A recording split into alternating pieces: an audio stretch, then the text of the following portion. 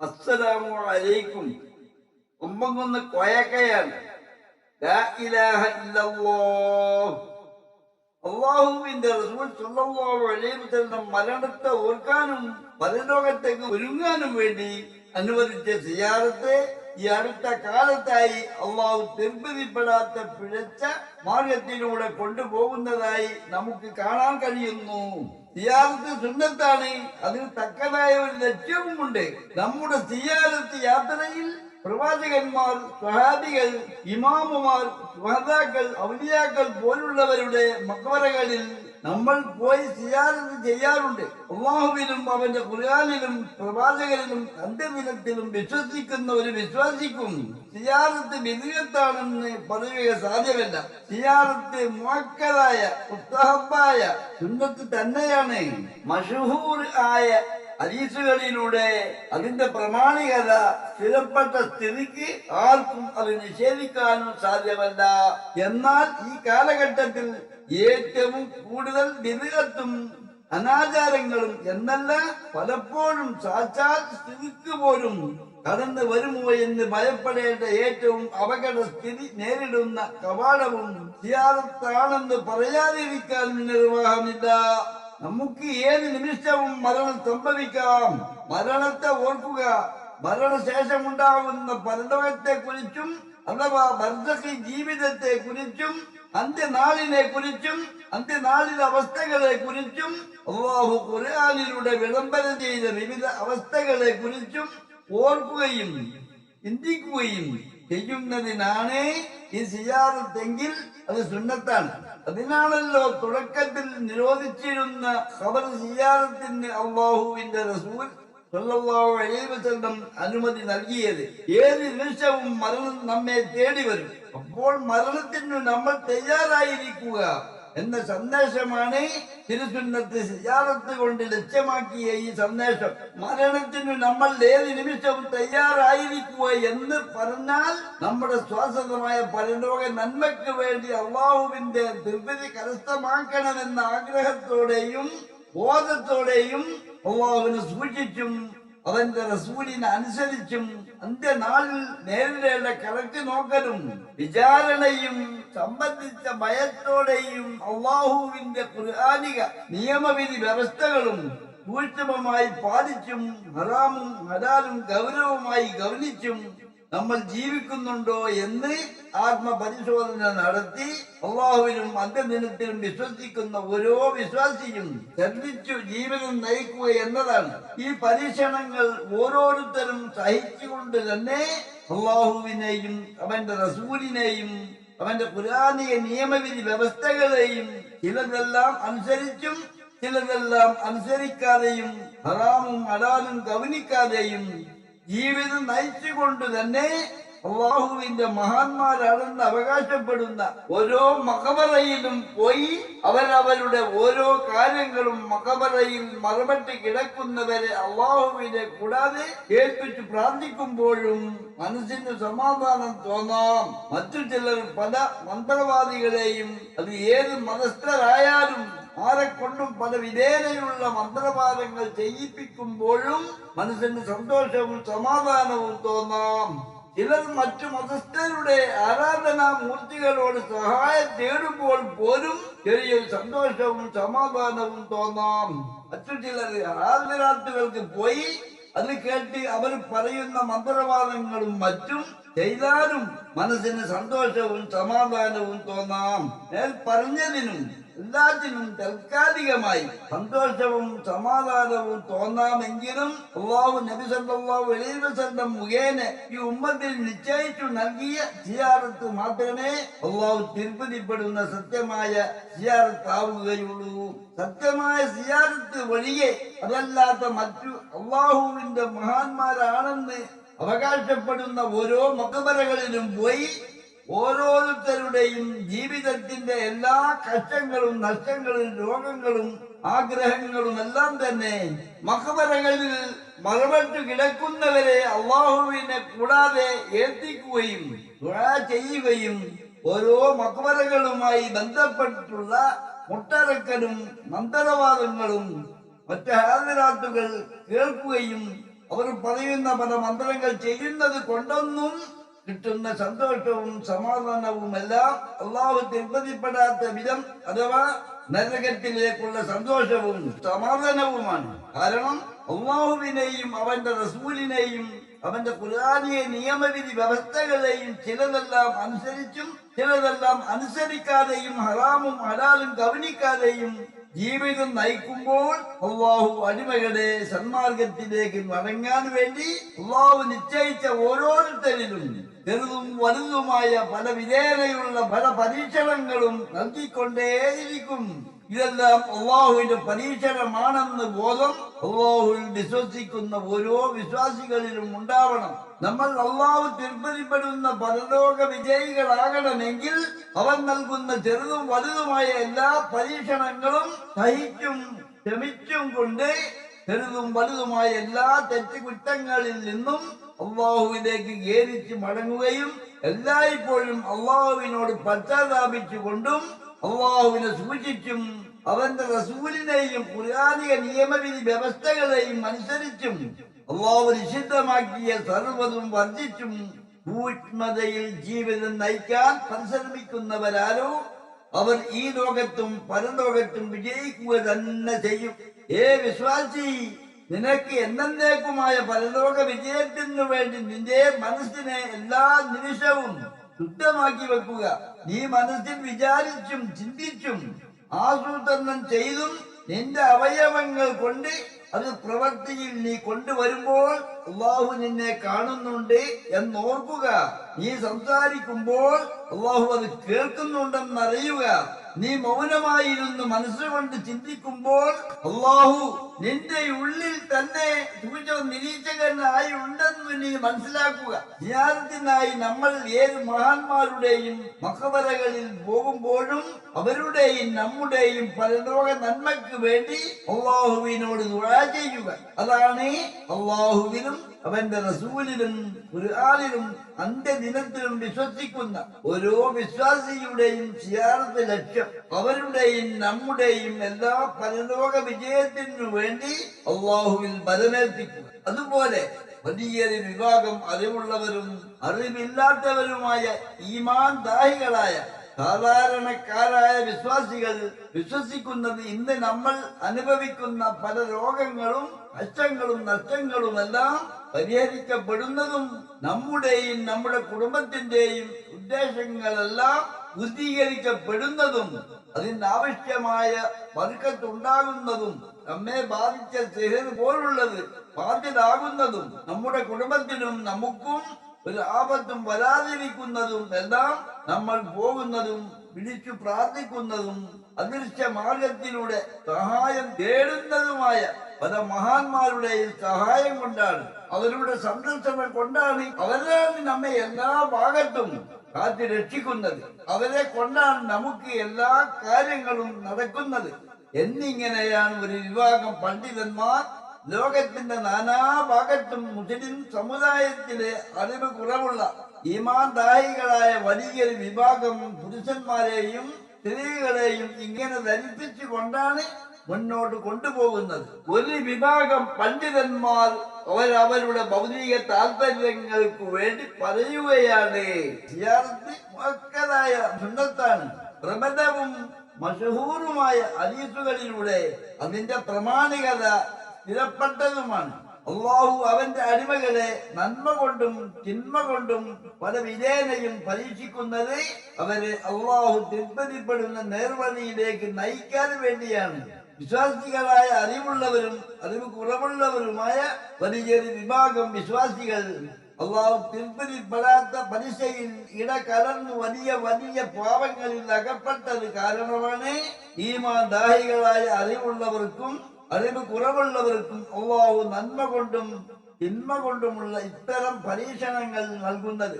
അഥവാ നമ്മൾ ആരോടാണോ പ്രാർത്ഥിക്കുന്നത് അവർ പ്രാർത്ഥിക്കുന്നവരാകട്ടെ അവരിൽ നിന്ന് അള്ളാഹുവോട് ഏറ്റവും അടുത്തവർ പോലും തങ്ങളുടെ നാദങ്കലേക്ക് കൂടുതൽ അടുക്കാനുള്ള മാർഗം അന്വേഷിക്കുന്നവരാണ്. സൂറത്ത് ബനീ ഇസ്രായീൽ 57. ഉദാഹരണമായി അന്ത്യപ്രവാചകൻ മുഹമ്മദ് നബി സല്ലല്ലാഹു അലൈഹി വസല്ലമയുടെ സമുദായത്തിന് മാത്രമല്ല മറ്റുള്ള എല്ലാ സമുദായങ്ങളിലെയും ഓരോ വ്യക്തിക്കും ഒറ്റയായും കൂട്ടമായും മറ്റുള്ളവരുടെ കഷ്ടനഷ്ടങ്ങൾക്ക് ആര് എന്ത് സഹായമായി ചോദിച്ചാലും അത് നമ്മുടെ കൈവശമുണ്ടെങ്കിൽ സഹായിക്കുക എന്നത് നിർബന്ധമാക്കിയിട്ടുണ്ടായിരുന്നു. അതിന്റെ ഭാഗമായി കാശോ വസ്തുവോ കടം നൽകിയാൽ മാസത്തിന് ഇത്ര ലാഭം ചേർത്ത് തരണം എന്നാവശ്യപ്പെട്ടത് നിരോധിച്ചിട്ടുമുണ്ടായിരുന്നു. അതിനാണ് പല വകഭേദങ്ങളിലായി പലിശ എന്ന് പറയുന്നത്. അത് പണമായാലും സ്വർണമായാലും വെള്ളിയായാലും മറ്റു വസ്തുക്കളുടെ രൂപത്തിലായാലും നബി സല്ലല്ലാഹു അലൈഹി വസല്ലമയുടെ സമുദായത്തിന് മാത്രമല്ല മനുഷ്യരുടെ ഉൽപ്പത്തി മുതൽ മുൻകാലങ്ങളിലുള്ള ഓരോ പ്രവാചകന്മാരുടെയും അവരവരുടെ ഓരോ കാലഘട്ടത്തിലും അവരവരുടെ സമുദായങ്ങൾക്കും അല്ലാഹു പലിശ നിശ്ചിതമാക്കിയതാണ്. തീർച്ചയായും പൂർവിക ഏടുകളിൽ ഇബ്രാഹിമിന്റെയും മൂസാ നബിയുടെയും ഏടുകളിൽ ഉള്ളതാകുന്നു. സൂറത്തുൽ അഹ്ല 18-19. ലോകത്തെ എല്ലാ മതങ്ങളും പലിശ നിഷിദ്ധമാണെന്ന കാര്യത്തിൽ യോജിക്കുന്നു. പിന്നീട് വന്ന മതത്തിലെ തിരുത്തൽവാദികളും പുത്തൻവാദികളുമാണ് മതവിശ്വാസികൾക്കിടയിൽ പലിശ വാങ്ങുന്നതിന് ഇളവ് നൽകിയത്. അള്ളാഹുവിന്റെ നിയമം മാറ്റിമറിക്കാൻ വേണ്ടി അവർ സ്വയം നിയമദാതാക്കളായി മാറിയപ്പോഴാണല്ലോ എല്ലാ തിന്മകളും വിദഗ്ധത്തുകളും പുത്തൻ ആചാരങ്ങളും സമുദായത്തിലേക്ക് ഇരച്ചു കയറിയത്. പലിശ നിഷിദ്ധമാണെന്ന് അറിയിച്ചുകൊണ്ട് ഖുർആനിലുള്ളതിലേറെ ചുറ്റങ്ങൾ മറ്റു വേദങ്ങളിൽ ഉണ്ടെന്നാണ് പണ്ഡിതന്മാർ പറയുന്നത്. എന്നിട്ടും പലിശയിൽ മുൻഗാമികളായ അവർ അഗ്രഗണ്യന്മാരായിരുന്നു. ഉള്ള പലിശയും അതിന്റെ അനുബന്ധ രൂപങ്ങളും ഈ അടുത്ത കാലത്താണ് മുസ്ലിങ്ങളിലേക്ക് പടർന്നു വന്നത്. ഇസ്ലാമിക ആശയാദർശങ്ങളുടെ അടിസ്ഥാനത്തിൽ എന്ന് പറഞ്ഞും സാംസ്കാരിക പ്രവർത്തകരെന്ന് സ്വയം ഉദ്ഘോഷിച്ചും 1924 കേരള നജ്വത്തുൽ മുജാഹിദീനും കേരള ജംഇയ്യത്തുൽ ഉലമയും നിലവിൽ വന്നു. ഇതാണ് കേരളത്തിൽ നിലവിൽ വന്ന ആദ്യ മതസംഘടന. തൊട്ടടുത്ത വർഷം 1925 ഇതിനെതിരെ സമസ്ത കേരള ജംഇയ്യത്തുൽ ഉലമയും നിലവിൽ വന്നു. ഇതോടെയാണ് കേരളത്തിൽ മതസംഘടനകളുടെ നേതൃത്വത്തിലുള്ള സംഘടിത വാദപ്രതിവാദങ്ങൾക്കും മറ്റും തുടക്കം കുറിച്ചത്. അതുവരെ അത് വ്യക്തികളായ പണ്ഡിതന്മാർ തമ്മിലുള്ള സംവാദമായിരുന്നു. ഇവരുടെ ന്യായതകളിലേക്ക് നാം ഇപ്പോൾ കടക്കുന്നില്ല. മതസംഘടനകളുടെയും അവരുടെ എതിർ സംഘടനകളുടെയും മതരാഷ്ട്രീയ സംഘടനകളുടെയും തുടക്കത്തോടെയാണ് മുസ്ലിം സമുദായത്തിനിടയിൽ പലിശയുടെ സ്ഥാപന വർധനവൽക്കരണമുണ്ടായത്. പ്രത്യേകിച്ച് 1920 ശേഷം ദൗർഭാഗ്യവശാൽ മുസ്ലിങ്ങൾക്കിടയിൽ രാഷ്ട്രീയ സംഘടന സ്വാധീനവും അവയ്ക്ക് മതസംഘടന നേതാക്കന്മാരുടെ ഒത്താശയുമാണ് മുസ്ലിം സമുദായത്തിനിടയിൽ പലിശയുടെ സ്ഥാപന വർധനവൽക്കരണമുണ്ടായത്. അന്ന് സംഘടനാ പണ്ഡിതന്മാരുടെ കാലത്ത് മതത്തെ പോലെ തന്നെ രാഷ്ട്രീയവും സംഘടനാ നേതൃത്വവും പ്രമാണി വർഗത്തോടുള്ള അവരുടെ ഐക്യപ്പെടലും അവരുടെ ഇടയിൽ വർദ്ധിച്ചു. അതായത് പ്രമാണിമാരിൽ പലരും ഒരേ സമയം ബാങ്ക് നടത്തിപ്പുകാരും പള്ളി മുത്തവല്ലികളും മതരാഷ്ട്രീയ സംഘടനാ മേധാവികളുമായിരുന്നു. സമുദായം പൊതുവെ മാതൃകയാക്കാനുള്ള പണ്ഡിതന്മാരും പ്രമാണിമാരും ഇങ്ങനെയാവുമ്പോൾ അവർ ചെയ്യുന്നതെന്നാൽ ശരിയാണെന്ന് സാമാന്യ ജനം ധരിക്കുമല്ലോ. അങ്ങനെയാണ് ബാങ്ക് പലിശ വലിയ ഹറാമല്ല എന്ന തോന്നൽ മുസ്ലിം സമൂഹത്തിൽ സാധാരണക്കാരിൽ ഉണ്ടായത്.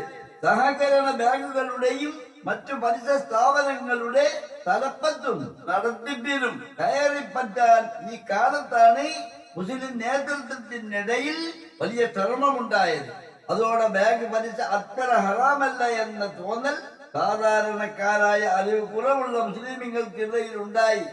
അങ്ങനെ അള്ളാഹുവിന്റെ തിരുപ്പതി നമ്മളിൽ നിന്ന് അകലുകയും ഭൗതികതയിൽ കുടുങ്ങുകയും ഇതു കാരണം നമ്മെ മരണാന്തര ജീവിതത്തിലെ സുഖാനുഭൂതികളുടെയും അതികഠിനമായ ശിക്ഷകളുടെയും കാര്യം നാം പാടെ മറന്നു പോവുകയും ചെയ്തു.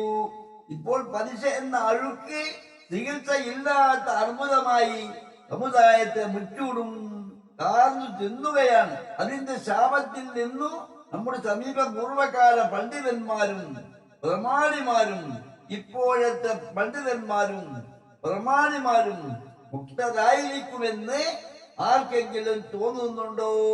സമീപ പൂർവകാല പണ്ഡിതന്മാരും പ്രമാണിമാരും മരിക്കുന്നത് വരെ പലവരും രേഖ നടത്തിപ്പും പള്ളി നടത്തിപ്പും ഒരേ സമയം കൊണ്ടു നടന്ന അവരാരും ചെയ്ത തെറ്റ് ഏറ്റു പറഞ്ഞ് തൗബ ചെയ്യാൻ പോലും മരണവേളയിൽ അവരാരും തയ്യാറായി എന്ന് കേട്ടിട്ടില്ല. പണ്ഡിതന്മാർ അവരെ അതിനുപദേശിച്ചതും കേട്ടിട്ടില്ല എന്നതാണ് ഏറ്റവും ദൗർഭാഗ്യകരം.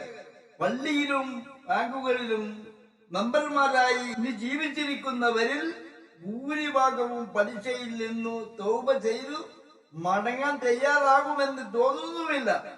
അങ്ങനെയൊരു ചരിത്രവുമില്ല. പലിശ എന്ന അഴുക്ക് അത്രമാത്രം സമുദായത്തിലും സമൂഹത്തിലും അവരവരുടെയും മറ്റുള്ളവരുടെയും മനസ്സിൽ സ്ഥാനം പിടിച്ചു കഴിഞ്ഞു.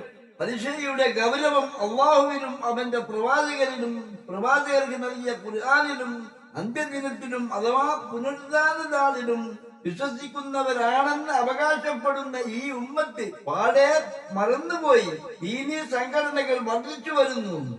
അവരിൽ ആരും ഒന്നൊഴിയാതെ സർവരും പലിശയുടെ ഗൗരവത്തെ മറന്നത് ഈ ഉമ്മത്തിന് ഏലോകത്തും പരലോകത്തും അതീവ ദുഃഖകരമായ സംഭവമാണത്. അങ്ങനെ ഈ ഉമ്മത്തിന്റെ സർവ നന്മയിലും ആരാധനയിലും പോലും പലിശ എന്ന അഴുക്ക് പുരളുകയും സമ്പത്ത് കൊണ്ടുണ്ടാവുന്ന അല്ലാഹു തൃപ്തിപ്പെടുന്ന പൊതുവായ ബർക്കത്ത് സമുദായത്തിനും വ്യക്തികൾക്കും നഷ്ടപ്പെടുകയും ചെയ്തു. ഇത് അള്ളാഹുവിന്റെ വലിയ പരീക്ഷണം എന്ന നിലയിൽ അത് കാരണമാണ്. അള്ളാഹുവിനെയും അവന്റെ റസൂലിനെയും അവന്റെ ഖുർആനിക നിയമവിധി വ്യവസ്ഥകളെയും അവഗണിച്ചുള്ള ഭൗതിക സുഖസൗകര്യങ്ങൾ എല്ലാ ഭാഗങ്ങളിലും ധാരാളമായി വർദ്ധിച്ചതും സമുദായത്തിൽ നിന്ന് അതോട് കൂടിയാണ് ഈമാനിക പ്രകാശവും ദൈവത്തും അഴുത്തത്തും അകന്നതും. വിശ്വാസികൾ ഈമാന്റെ തുടിപ്പ് എല്ലായ്പ്പോഴും ഉണ്ടാകും. എന്നാൽ പലിശയിൽ നിന്നുള്ള മോചനത്തിനായി അള്ളാഹുവിനോട് പശ്ചാത്താപ വിവശരായി തേടുകയാണെങ്കിൽ തീർച്ചയായും അള്ളാഹു പലിശയിൽ മുൻ കഴിഞ്ഞു പോയത് കൊണ്ടുതരാൻ അതിന് കാരണമായേക്കാം. മുസ്ലിം സമൂഹത്തിൽ പുതുതായി രൂപം കൊണ്ട പല സംഘടനകളും സജീവമായി പല സാമൂഹിക പ്രശ്നങ്ങളിലും മതവിഷയങ്ങളിലും നാളിതുവരെ ഇടപെട്ട് പോന്നിട്ടുമുണ്ട്. ഏറ്റവും ഒടുവിൽ അവർ ഇടപെട്ടത് നിർത്തലാക്കിയ വിഷയത്തിലായിരുന്നു. നാളിതുവരെയായി പണ്ഡിതന്മാർ സംഘടനാ തലത്തിലും വ്യക്തിതലത്തിലും നൂറുകണക്കിന് ഫത്വകൾ പുറപ്പെടുവിച്ചിട്ടുണ്ട്. എന്നാൽ ഒരു സംഘടനയും പലിശയുടെ അടിസ്ഥാനത്തിൽ വസൂലാക്കുന്ന പലിശയെ സംബന്ധിച്ചോ പലിശയിൽ അധിഷ്ഠിതമായ ലൈഫ് ഇൻഷുറൻസുമായി ബന്ധപ്പെട്ട വിഷയത്തിലോ പലിശയിൽ അധിഷ്ഠിതമായ ഓഹരി വിപണിയെ സംബന്ധിച്ചോ അവരുടെ നന്മയും തിന്മയും വ്യവച്ഛേദിച്ച് മനസ്സിലാക്കി സംഘടിതമായി പല പ്രധാനമായ എന്തെങ്കിലും ചെയ്തതായി നമ്മുടെ ശ്രദ്ധയിൽ പെട്ടിട്ടില്ല. ചില സംഘടനകളിലെ ചില പണ്ഡിതന്മാർ മിക്കപ്പോഴും പലിശയെ എതിർക്കാതിരുന്നിട്ടില്ല എന്നതും എടുത്തു പറയട്ടെ. ഈ സമുദായം തിന്മയിൽ ഒന്നിക്കുകയില്ലല്ലോ. എന്നാൽ ബാങ്കുകളുമായി ഇടപാട് നടത്താതിരിക്കാനും പകരം സംവിധാനം നിർദ്ദേശിക്കാനും ഇവർക്കും കഴിഞ്ഞില്ല. കാരണം സമുദായ നേതാക്കളുടെയും മഹാപണ്ഡിതന്മാരുടെയും ആശീർവാദത്തോടെ പലിശ എന്ന മാരക ദുർഭൂതം അപ്പോഴേക്കും സമുദായത്തെ അത്രമാത്രം ആഴത്തിൽ കീഴ്പ്പെടുത്തിയിരുന്നു. പലിശ എന്ന തിന്മ തടയേണ്ടത് സമുദായത്തിന്റെ ഉത്തരവാദിത്തപ്പെട്ട പണ്ഡിതന്മാർ സമൂഹത്തിനെയും സമുദായത്തെയും കാരണം തിന്നു നശിപ്പിക്കുന്ന പലിശ എന്ന ഈ മാരക ദുരന്തത്തെ പൂർവിക സമീപ പണ്ഡിതന്മാർ അതിന്റെ തുടക്കത്തിൽ തന്നെ തടയേണ്ടതായിരുന്നു. അത് തക്ക സമയത്ത് ചെയ്യാതിരുന്നതിനാൽ അത് കാട്ടുതീ പോലെ പടർന്നു വ്യാപിച്ചിരിക്കുകയാണ്. ഇപ്പോൾ അത് തടയാൻ പരിശ്രമിക്കുമ്പോഴും കൂടുതൽ ആടി പടരുകയാണ് ചെയ്യുന്നത്. ഇത് എന്തുകൊണ്ട്? ഇരുപക്ഷത്തെയും പൂർവിക സമീപ മതപണ്ഡിതന്മാർ ചെയ്തില്ല എന്നിടത്താണ് പ്രശ്നം ഇത്ര സങ്കീർണമായത്. അവർ ഇതിൽ അലംഭാവവും കുറ്റകരമായ മൗനവും പാലിച്ചത് എന്തുകൊണ്ടാണ്? അവരുടെ അണികൾ പോലും ചിന്തിക്കുന്നുമില്ല. മതസംഘടനകൾ പലിശക്ക് കൂട്ടു നിന്നതും സമുദായത്തിലെ പ്രമാണിമാർ പലിശ സ്ഥാപനങ്ങൾ തുടങ്ങിയപ്പോഴും പണ്ഡിതന്മാർ കണ്ട ഭാവം പോലും നടിക്കാതിരുന്നത് ആർക്കു വേണ്ടിയായിരുന്നു? എന്തിനു വേണ്ടിയായിരുന്നു?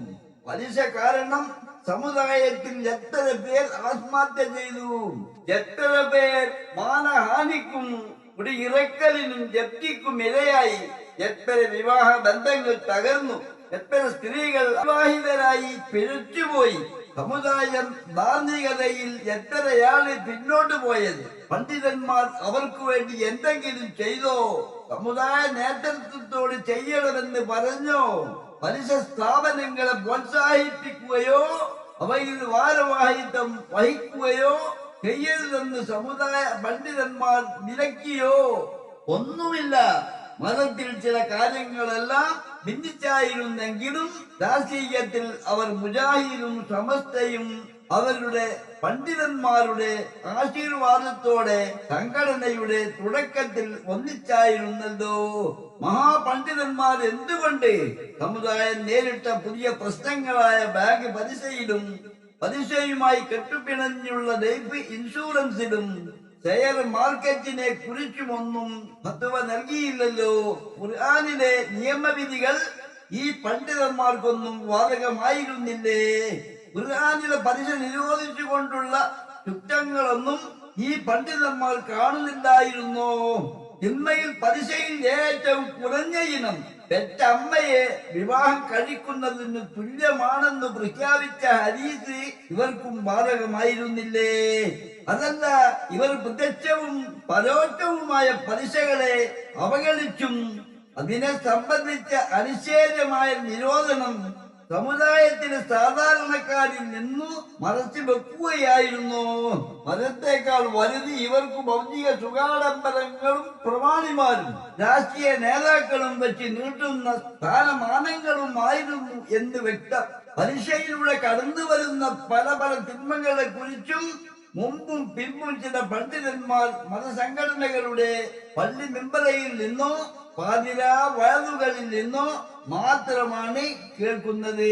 ഇപ്പോൾ മിക്ക മതസംഘടനകളിലെയും നാട്ടു പ്രമാണിമാരെയും അവർക്ക് മസ്തിഷ്കം പണയം വെച്ച മഹാപണ്ഡിതന്മാരുടെയും ഭയക്കാത്ത ചെറുപ്പക്കാരായ ചില പണ്ഡിതന്മാർ പലിശക്കെതിരെ സമുദായത്തെ ബോധവൽക്കരിക്കാൻ ശ്രമിക്കുന്നുണ്ട്. പക്ഷേ അപ്പോഴേക്കും സമുദായം മുച്ചൂടും പലിശയിൽ അകപ്പെട്ടുപോയി എന്ന വസ്തുതക്കെതിരെ അവരുടെ ശ്രമങ്ങൾ എവിടെയും എത്തുന്നുമില്ല. പക്ഷേ പകരം സംവിധാനം നിർദ്ദേശിക്കാൻ റാണിയുമില്ല. മഹാപണ്ഡിത തൽപ്പത്തുള്ളവർ ഇപ്പോഴും ഒരു യോജിച്ച നീക്കത്തിനും തയ്യാറായിട്ട് പോലുമില്ല. നമ്മുടെ തൊട്ടടുത്ത പൂർവിക സമീപ പണ്ഡിതന്മാർ സംഘടിതമായി പലിശക്കെതിരെ വല്ലതും ചെയ്തിരുന്നെങ്കിൽ അഥവാ കർശനമായി നിർദ്ദേശിച്ചിരുന്നെങ്കിൽ പലിശ ഇത്ര മാത്രം സമുദായത്തിനകത്ത് സ്ഥാപനവൽക്കരിക്കപ്പെടുമായിരുന്നില്ല. സമുദായം പലിശക്കെതിരെ കൂടുതൽ ജാഗ്രത കാണിക്കുമായിരുന്നു. ഭൗതിക താല്പര്യത്തിന് അടിമപ്പെടാത്ത ചുരുക്കം ചില പണ്ഡിതന്മാരെങ്കിലും പകരം സംവിധാനത്തെ കുറിച്ചും ചിന്തിക്കുകയെങ്കിലും ചെയ്യുമായിരുന്നു. പലിശ പോലെ തന്നെ ഭീകരമാണ് ഇന്ന് മുസ്ലിമീങ്ങൾക്കിടയിൽ വ്യാപകമായ ദുരാചാരമായ സ്ത്രീധനത്തിന്റെ കാര്യവും. കിട്ടിയ സ്ത്രീധനത്തിൽ നിന്നും പള്ളിക്കുള്ള വിഹിതം ശതമാനക്കണക്കിനു കണക്ക് പറഞ്ഞ് വാങ്ങുന്ന മഹല്ലുകൾ വരെ നമ്മുടെ നാട്ടിലുമുണ്ട്. അത് വാങ്ങിയാൽ അതാതാവുമോ? പണ്ഡിതന്മാർ തന്നെ പറയട്ടെ. തൊട്ടടുത്ത പൂർവീക തലമുറയുടെ കാലത്തൊക്കെ തിന്മയോട് രാജിയാവുന്ന പ്രമാണിമാർക്ക് അനുകൂലമാകുന്ന ഒരു പണ്ഡിത സമൂഹത്തെയാണ് നാം കണ്ടത്. എന്നാൽ തീർച്ചയായും അല്ലാഹുവിനെ കുറിച്ചും നമ്മുടെ മരണാന്തര പരലോക ജീവിതത്തെ കുറിച്ചും ചിന്ത നഷ്ടപ്പെടാനുള്ള കാരണം ഇന്നത്തെ പലിശയിൽ കെട്ടിപ്പിടഞ്ഞു സമുദായത്തിൽ അടിഞ്ഞുകൂടിയ അഴുക്ക് തന്നെയാണ്. മനുഷ്യർ കണ്ടറിഞ്ഞ് പരസ്പരം സഹായിക്കാൻ വേണ്ടിയാണ് അല്ലാഹു പലിശ നിരോധിച്ചതും പകരം സകാത്തും സദക്കയും പ്രോത്സാഹിപ്പിച്ചതും നമ്മുടെ സൃഷ്ടാവും സന്ദർശകൻ ഇഹത്തിലും പരത്തിലും പരമാധികാരിയുമായ ആ നാഥനെ അറിഞ്ഞും അവന്റെ പ്രവാചകരെയും നിയമവിധി വ്യവസ്ഥകളെയും അനുസരിച്ചും അന്ത്യദിനത്തെ അഥവാ പുനരുദ്ധാന ദിനത്തെ ഭയപ്പെട്ടും ജീവിതം നയിക്കാൻ പരിശ്രമിക്കുന്നവരാരോ അവരാണ് ഭാഗ്യവാന്മാർ. അള്ളാഹുവിനെയും അവന്റെ പ്രവാചകരെയും അവന്റെ നിയമവിധി വ്യവസ്ഥകളെയും ചിലരെല്ലാം അനുസരിച്ചും ചിലരെല്ലാം അനുസരിക്കാതെയും ഹറാമും ഹലാലും ഗവനിക്കാതെയും ജീവിതം നയിക്കുന്നവരാരോ അവരാണ് നിർഭാഗ്യവന്മാർ. ഉത്തമവും ശാശ്വതവുമായ പരലോക ജീവിതത്തെക്കാൾ ക്ഷണികവും നശ്വരവുമായ അഹീയ ജീവിതത്തിന് പ്രധാനം നൽകിയതാണ് എല്ലാ തെറ്റുകളുടെയും കാരണം. അഹീയ ജീവിതം നശ്വരവും പരലോക ജീവിതം ശാശ്വതവുമാണെന്നത് മുഹമ്മദ് നബി സല്ലല്ലാഹു അലൈഹി വസല്ലമയുടെ കണ്ടുപിടുത്തമല്ല, ഖുർആനിൽ മാത്രമുള്ളതുമല്ല. ഇബ്രാഹിം നബിയും മൂസ നബിയും പ്രബോധനം ചെയ്ത ഏടുകളിൽ പോലും ഉള്ളതാണ്. ഇന്ന് ലോക സംവിധാനം തന്നെ പലിശയിലൂടെയാണല്ലോ കടന്നു പോകുന്നത്. നാം ശ്വസിക്കുന്ന ശ്വാസത്തിൽ പോലും പലിശ കലർന്നിട്ടുണ്ടെന്ന യാഥാർത്ഥ്യം തിരിച്ചറിയുന്നിടത്ത് നിന്നാണ് പലിശയിലൂടെ ഇഹലോക ജീവിതത്തിന്റെ ദോഷഫലത്തെയും നമ്മുടെ പരലോക ജീവിതത്തിലെ ശിക്ഷയുടെയും ആദർശപരമായ നിലപാട് നമ്മൾ ഉരുത്തിരിയേണ്ടത്. ഇന്ന് ലോകത്ത് വലിയൊരു വിഭാഗ സമൂഹവും സമുദായവും പലിശയിൽ അകപ്പെട്ടിരിക്കുകയാണ്. ഇന്ന് പലിശയിലൂടെ ചെറിയൊരു വിഭാഗം ഉദിക്കുകയും വലിയൊരു വിഭാഗം തകരുകയും ചെയ്യുന്നു. പലിശയിൽ നിന്ന് മുക്തി നേടിയവർക്ക് കുതിപ്പിൽ നിന്നും തകർച്ചയിൽ നിന്നും ഒരു പരിധി ഉണ്ടാകും. പലിശയിൽ ഇടപെടാത്തവർക്ക് അള്ളാഹു നൽകുന്ന വരുമാനത്തിൽ ഉള്ളത് കൊണ്ട് ക്ഷമയോടെയും മനസ്സമാധാനത്തോടെയും ജീവിതം നയിച്ചു പോകുന്നു. അവർക്ക് സാമ്പത്തിക വളർച്ചയുടെ ആഗ്രഹവുമില്ല. അവർ വലിയ തകർച്ചയിൽ പെടുകയുമില്ല. പലിശയുടെ ഗുണത്തെയും ദോഷത്തെയും പരിശോധിച്ചാൽ ഗുണത്തിനേക്കാൾ ദോഷത്തെയാകും കൂടുതൽ അനുഭവപ്പെടുക. പലിശയിൽ ചെറിയൊരു വിഭാഗം സന്തോഷവും കളിയും ചിരിയുമായി ആറാടുമ്പോൾ വലിയൊരു വിഭാഗം മാനസിക മുറുക്കത്തിലേക്കും ദാരിദ്ര്യത്തിലേക്കും ഒളിച്ചോട്ടത്തിലേക്കും ചിലപ്പോൾ ചിലരെ ആത്മഹത്യയിലേക്കും നയിക്കുന്നു. നാട്ടിൽ പല രൂപത്തിലുള്ള പ്രവർത്തനങ്ങളിൽ മുസ്ലിം സമൂഹം നിരവധി പള്ളികൾ മദ്രസകൾ ഓരോ മുക്കിലും മൂലയിലും ഉയർന്നു വരുന്നുണ്ട്. പല മുസ്ലിം സംഘടനകളും മറ്റു ധാരാളം കാരുണ്യ പ്രവർത്തനങ്ങൾ നടത്തുന്നുമുണ്ട്. പക്ഷേ മുസ്ലിം സമൂഹത്തെ അതിമാരകമായി കാർന്ന് തിന്നുന്ന പലിശ എന്ന അതികഠിനമായ മാരക പ്രശ്നത്തിൽ നിന്ന് രക്ഷ ലഭിക്കാനുള്ള ഒരു പരിഹാരത്തെ കുറിച്ച് കണ്ടെത്തുന്നതിനുള്ള ഒരു ജാഗ്രതയോടെ പരിശ്രമിക്കാൻ ഒരു സംഘടനയും മുന്നോട്ട് വരുന്നത് കാണുന്നില്ല. അതുകൊണ്ടാണ് ഇത്രയും ഗൗരവത്തോട് കൂടിയ പലിശ എന്ന ഈ മാരക വിഷയത്തെ കുറിച്ച് ഇങ്ങനെ സമൂഹത്തെ സമീപിക്കുന്നത്. കാരണം പലിശ അള്ളാഹുവിനോടും അവന്റെ റസൂലിനോടും അവന്റെ ഖുർആനിയ നിയമവിധി വ്യവസ്ഥകളോടും ഒരു വെല്ലുവിളിയാണ്. അതുകൊണ്ട് പലിശ കൈകാര്യം ചെയ്യുന്നവരോട് അള്ളാഹും അവന്റെ റസൂലും തന്നെ യുദ്ധം ചെയ്യുമെന്ന് ഖുർആനിലൂടെ അള്ളാഹു വിളംബരം ചെയ്യുന്നു. നാം അള്ളാഹുവിന് ശത്രുപക്ഷത്താവാതിരുന്നാൽ മാത്രം മതിയാവും. അത് എങ്ങനെ സാധ്യമാകുമെന്നതിലേക്ക് ഏതാനും സൂചനകൾ നൽകി ഈ ചർച്ച അവസാനിപ്പിക്കാം. പക്ഷേ പലിശക്കെതിരെ നമുക്ക് എന്ത് ചെയ്യാൻ കഴിയുമെന്ന് ചോദിക്കുന്നവരും ഉണ്ടാവും. അവരുടെ ശ്രദ്ധയിലേക്ക് ഈ എളിയ നിർദ്ദേശം ആദ്യമായി സമർപ്പിക്കുന്നു. ഇത് വിജയിക്കുകയാണെങ്കിൽ വീണ്ടും പരിശ്രമിക്കാം ഇൻഷാ അല്ലാഹ്. അതിന്റെ ഭാഗമായി ഓരോ പള്ളി മഹല്ലുകളിലും കേന്ദ്രീകരിച്ചു പലിശയിൽ നിന്നും മഹല്ല് നിവാസികളിലെ പാവപ്പെട്ടവരുടെ താൽക്കാലിക രക്ഷയ്ക്ക് ചെറിയൊരു പലിശരഹിത നിധിയെങ്കിലും ഏർപ്പെടുത്തണം. അതിന്റെ പേര് ഇത് തന്നെയാവണമെന്നില്ല. അതിലേക്ക് ഓരോരുത്തരുടെ വകയായി 500 1000 2000 5000 10,000 ഓരോരുത്തരുടെ കഴിവനുസരിച്ച് സംഭാവന ചെയ്യട്ടെ. ആ പണം വർദ്ധിപ്പിക്കാൻ പരിശ്രമിക്കുക. ഇത് മഹലിലെ ഏറ്റവും ദരിദ്രരായവർക്ക് വേണ്ടി മാത്രമാവണം.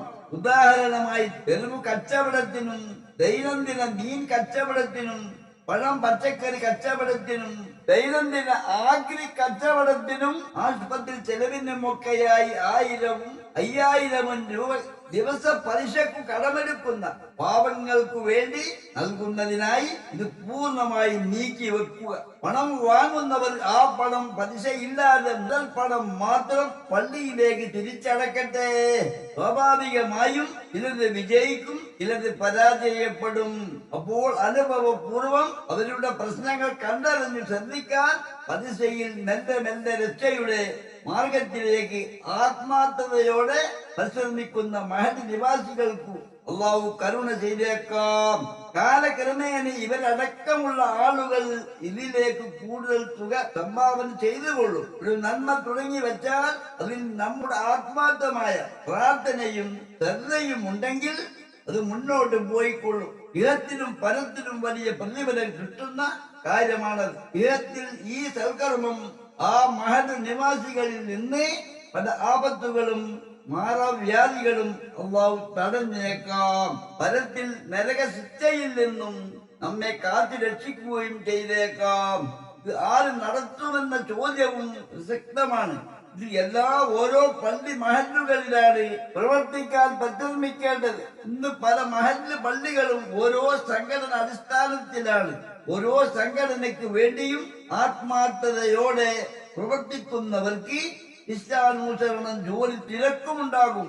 ആത്മാർത്ഥതയോടെ വിവിധ വേദികളിലായി പ്രവർത്തിക്കുന്ന വിവിധ സംഘടനകളുടെ നടത്തിപ്പുകാർക്കും ഇതല്ലാതെ തന്നെ പിടിപ്പത് ജോലിയുള്ളതിനാലും അവർക്ക് തന്നെ അവരുടെ കാര്യപരിപാടികൾ നടത്താൻ ഒരുപാട് പണം ആവശ്യമുള്ളതിനാലും മഹല്ലിലെ പാവങ്ങൾ 1000-ഓ 2000-ഓ 5000-ഓ ദിനം അടവിന്റെ പലിശക്കു വാങ്ങി കച്ചവടം ചെയ്യുന്നവരുടെ കാര്യമൊന്നും ശ്രദ്ധിക്കാൻ അവർക്ക് അവസരമോ സമയമോ കിട്ടിയെന്നു വരില്ല എന്ന് ഓരോ മഹൽ നിവാസിയും മനസ്സിലാക്കണം. അവരെ ആരെയും ഒരു ശല്യവും പെടുത്താതെ ഓരോ മഹലിലെയും ജീവകാരുണ്യ മനസ്ഥിതിയുള്ളവരെ സഹകരിപ്പിച്ചുകൊണ്ടുള്ള ഒരു ബദൽ പദ്ധതിയാവും ഈ വിഷയത്തിൽ കൂടുതൽ ഫലപ്രദമാകുക. ആരും ആരെയും കുറ്റം പറഞ്ഞിട്ട് കാര്യമില്ല. കാലത്തിന്റെ പോക്കും ജീവിത സാഹചര്യവും അങ്ങനെയായി മാറിപ്പോയിരിക്കുന്നു. അല്ലാഹുവിന്റെ ഖുർആനിക വചനങ്ങൾ സത്യമാണ്. ഇന്നത്തെ ഈ സാഹചര്യത്തിൽ പലിശ ഏറ്റവും വലിയ മാരകമായ പാപമാണെന്ന് തിരിച്ചറിഞ്ഞ് തൗബ ചെയ്യാനും അള്ളാഹുവിനോട് മാപ്പ് ചോദിക്കാനുള്ള മനസ്സെങ്കിലും ഓരോ വിശ്വാസിയിലും ഉണ്ടാക്കിയെടുക്കാൻ പരിശ്രമിക്കണം. നമ്മുടെ ഈ സമുദായത്തെ പലിശയിൽ നിന്ന് രക്ഷിക്കാൻ അള്ളാഹുവിന് മാത്രമേ കഴിയൂ. ഏത് സംഘടനയിൽ വിശ്വസിക്കുന്നവരായാലും അള്ളാഹുവിനെ സൂക്ഷിച്ചും അവന്റെ റസൂലിനെയും ഖുർആനിക നിയമവിധി വ്യവസ്ഥകളെയും അനുസരിക്കാനും അന്ത്യനാളിനെ അഥവാ പുനരുദ്ധാന നാളിനെ ഭയപ്പെട്ടും ജീവിതം നയിക്കാൻ ആഗ്രഹിക്കുന്ന ഓരോ വിശ്വാസിയും അള്ളാഹുവിന്റെ വജ്ഹ് മാത്രം ഉദ്ദേശിച്ചു ചെലവഴിക്കുന്നവരും ജോലി ചെയ്യുന്നവരും ജീവകാരുണ്യ പ്രവർത്തനം നടത്താൻ സന്നദ്ധതയുള്ളവരുമായവരുടെ ചെറിയൊരു വിഭാഗമെങ്കിലും ഏത് മഹലിലും ഉണ്ടാകും. അവരെ ഇതിന്റെ നടത്തിപ്പും ആസൂത്രണവും ഏൽപ്പിക്കുക. അള്ളാഹുവിന് നിങ്ങളെ സഹായിക്കാൻ ഒരു കാരണം, ഒരു വേദി, ഒരു സ്വയം സന്നദ്ധ ഹൃദയം ഉണ്ടാക്കി കൊടുക്കുക. നമ്മുടെയൊക്കെ സതുദ്ദേശം പരിഹരിച്ച് അള്ളാഹു പൂർത്തിയാക്കി തരട്ടെ. പലിശയുടെ മാരക സ്വഭാവത്തെ കുറിച്ച് ഒരു ഉപമ പറയാം. കുലീനനായ ഒരാൾ വ്യഭിചരിച്ചു, അല്ലെങ്കിൽ കുലീനയായ ഒരുവൾ അവിഹിത ഗർഭം ധരിച്ചു എന്നത് പുറത്തറിഞ്ഞാൽ സമൂഹം ഒന്നടക്കം അവനെയും അവളെയും നിന്ദരായി കാണില്ലേ? അയാളുടെ അല്ലെങ്കിൽ അവളുടെ വീട്ടിൽ അനാസ്വാസ്യം നടക്കുന്നു എന്നറിഞ്ഞാൽ അവരുടെ വീട് ആളുകൾ തകർക്കില്ലേ? പക്ഷേ അതിനേക്കാൾ വലിയ പാപമായ പലിശയെ ലാഘവത്തോടെ ആളുകൾ നോക്കി കാണുന്നത് എന്തുകൊണ്ട്?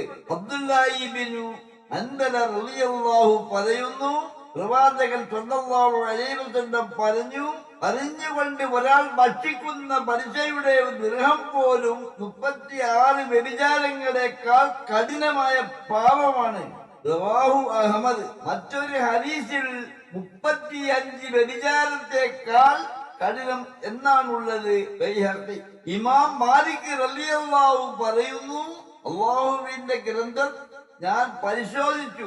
കുഫ്ർ കഴിഞ്ഞാൽ പിന്നെ പലിശയേക്കാൾ വലിയ മറ്റൊരു പാപമുള്ളതായി എനിക്ക് കാണാൻ സാധിച്ചിട്ടില്ല. കാരണം മറ്റൊരു പാപത്തിനും അള്ളാഹുവും അവന്റെ പ്രവാചകനും അത് ചെയ്യുന്നവനോട് യുദ്ധം പ്രഖ്യാപിച്ചതായി കാണുന്നില്ല.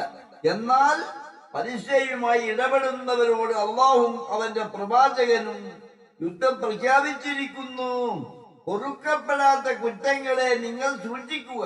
പലിശ തിന്നൽ അതിൽ പെട്ടതാണ്. പലിശ തീനി അന്ത്യദിനത്തിൽ പ്രാർത്ഥന പോലെയാവും വരിക. തബരാനി. പലിശ പ്രത്യക്ഷമായ സമൂഹത്തിൽ ക്ഷാമം വന്നു ചേരാതിരിക്കില്ല. അഹ്മദ്. 7 വൽക്കുറ്റങ്ങൾ ഉപേക്ഷിക്കുക എന്ന് നബി സല്ലല്ലാഹു അലൈഹി വസല്ലം പറഞ്ഞു. അതിൽ ഒന്നാണ് പലിശ തിന്നൽ.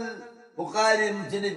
പലിശ തിന്നുന്നവനെയും ഈറ്റിക്കുന്നവനെയും അള്ളാഹുവിന്റെ റസൂൽ സല്ലല്ലാഹു അലൈഹി വസല്ലം ശപിച്ചിരിക്കുന്നു. വ്യഭിചാരവും പലിശയും പ്രകടമായ സമൂഹത്തിൽ അള്ളാഹുവിന്റെ ശിക്ഷ ഇറങ്ങും. ഹാക്കിം. പലിശയിലൂടെ പാവപ്പെട്ട അധ്വാനിച്ച് കഷ്ടപ്പെടുന്നവന്റെ വിയർപ്പിന്റെ വരുമാനം പണക്കാർ അധ്വാനമില്ലാതെ ഭക്ഷിക്കുന്നു, സുഖിക്കുന്നു. അത് തടയാനാണ് കാരുണ്യവാനായ അള്ളാഹു നിയമമുണ്ടാക്കിയത്.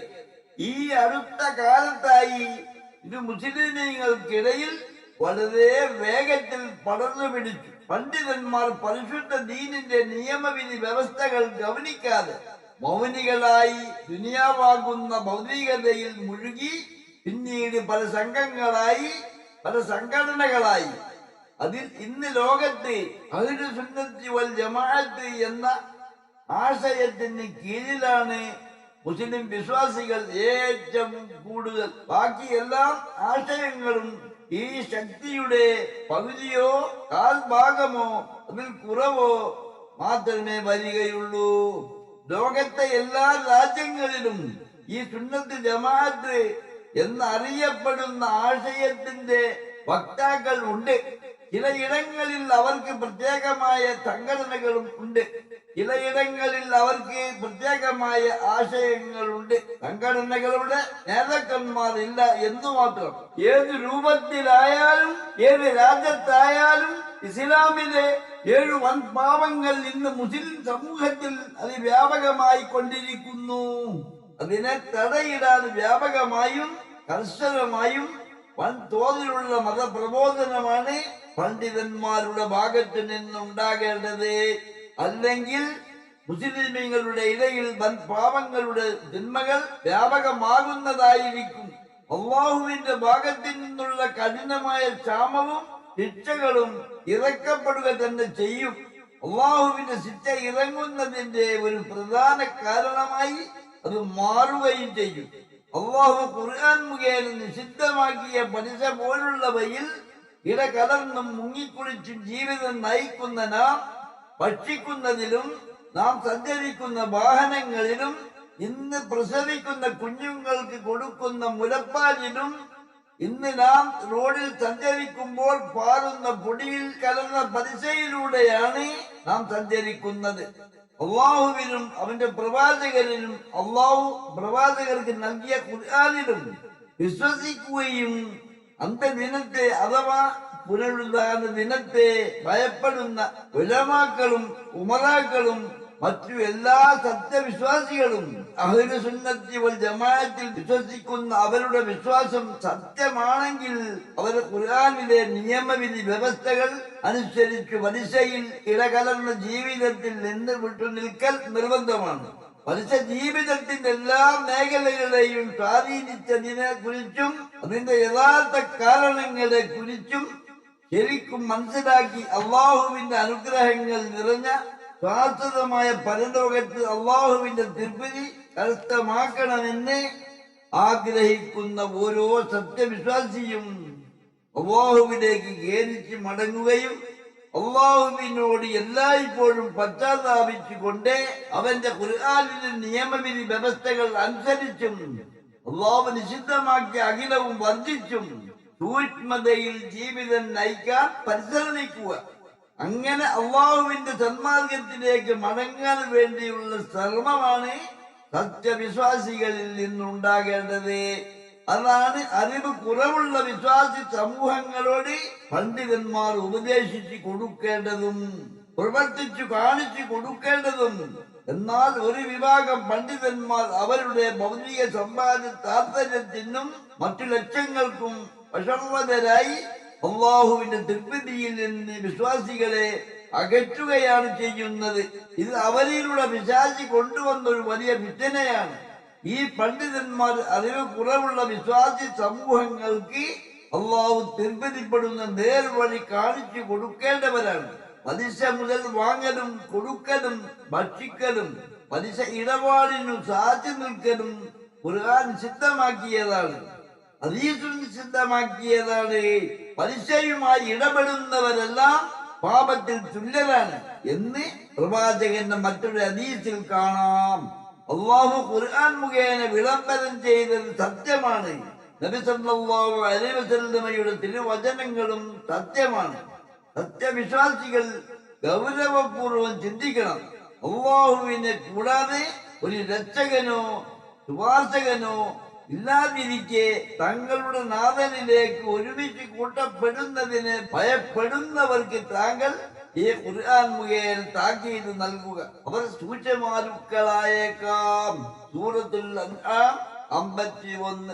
അള്ളാഹുവിനെ സൂക്ഷിച്ചും പ്രവാചകരെ അനുസരിച്ചും പുനരുദ്ധാന ദിനത്തെ ഭയപ്പെട്ടും സൂക്ഷ്മതയോടെ ജീവിതം നയിക്കാൻ പരിശ്രമിക്കുകയും അള്ളാഹു നൽകുന്ന ചെറുതും വലുതുമായ പരീക്ഷണങ്ങളെ സഹിച്ചും ക്ഷമിച്ചും തരണം ചെയ്ത് എല്ലാം അള്ളാഹുവിൽ ബലമേൽപ്പിച്ച് പലിശയിൽ ഇടകലരാതെ ഏറ്റവും നന്മയായതിൽ മുന്നേറി ജീവിതം നയിക്കുന്നവരാരോ അവർക്ക് ഇഹലോകത്തിൽ തൽക്കാലം ചെറിയ നഷ്ടങ്ങളും വരുമെങ്കിലും ഇഹലോക ജീവിതത്തിൽ എല്ലായ്പ്പോഴും അവർക്ക് അള്ളാഹുവിന്റെ പ്രത്യേക സഹായമുണ്ടായിരിക്കും.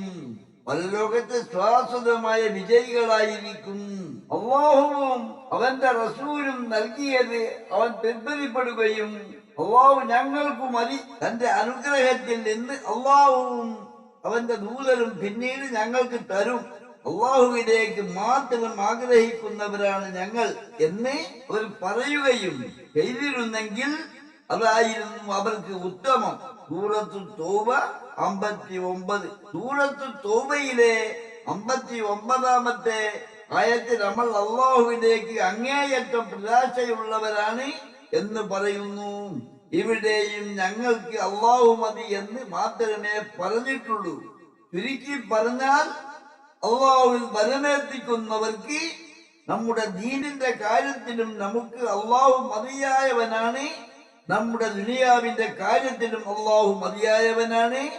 നമ്മൾ ദുഃഖിക്കുന്ന കാര്യത്തിലും നമുക്ക് അള്ളാഹു മതിയായവനാണ്. നമുക്ക് പ്രയാസം വരുന്ന കാര്യത്തിലും അള്ളാഹു നമുക്ക് മതിയായവനാണ്. മരണസമയത്ത് അള്ളാഹു നമുക്ക് മതിയായവനാണ്. ഖബറിലും നമുക്ക് അള്ളാഹു മതിയായവനാണ്.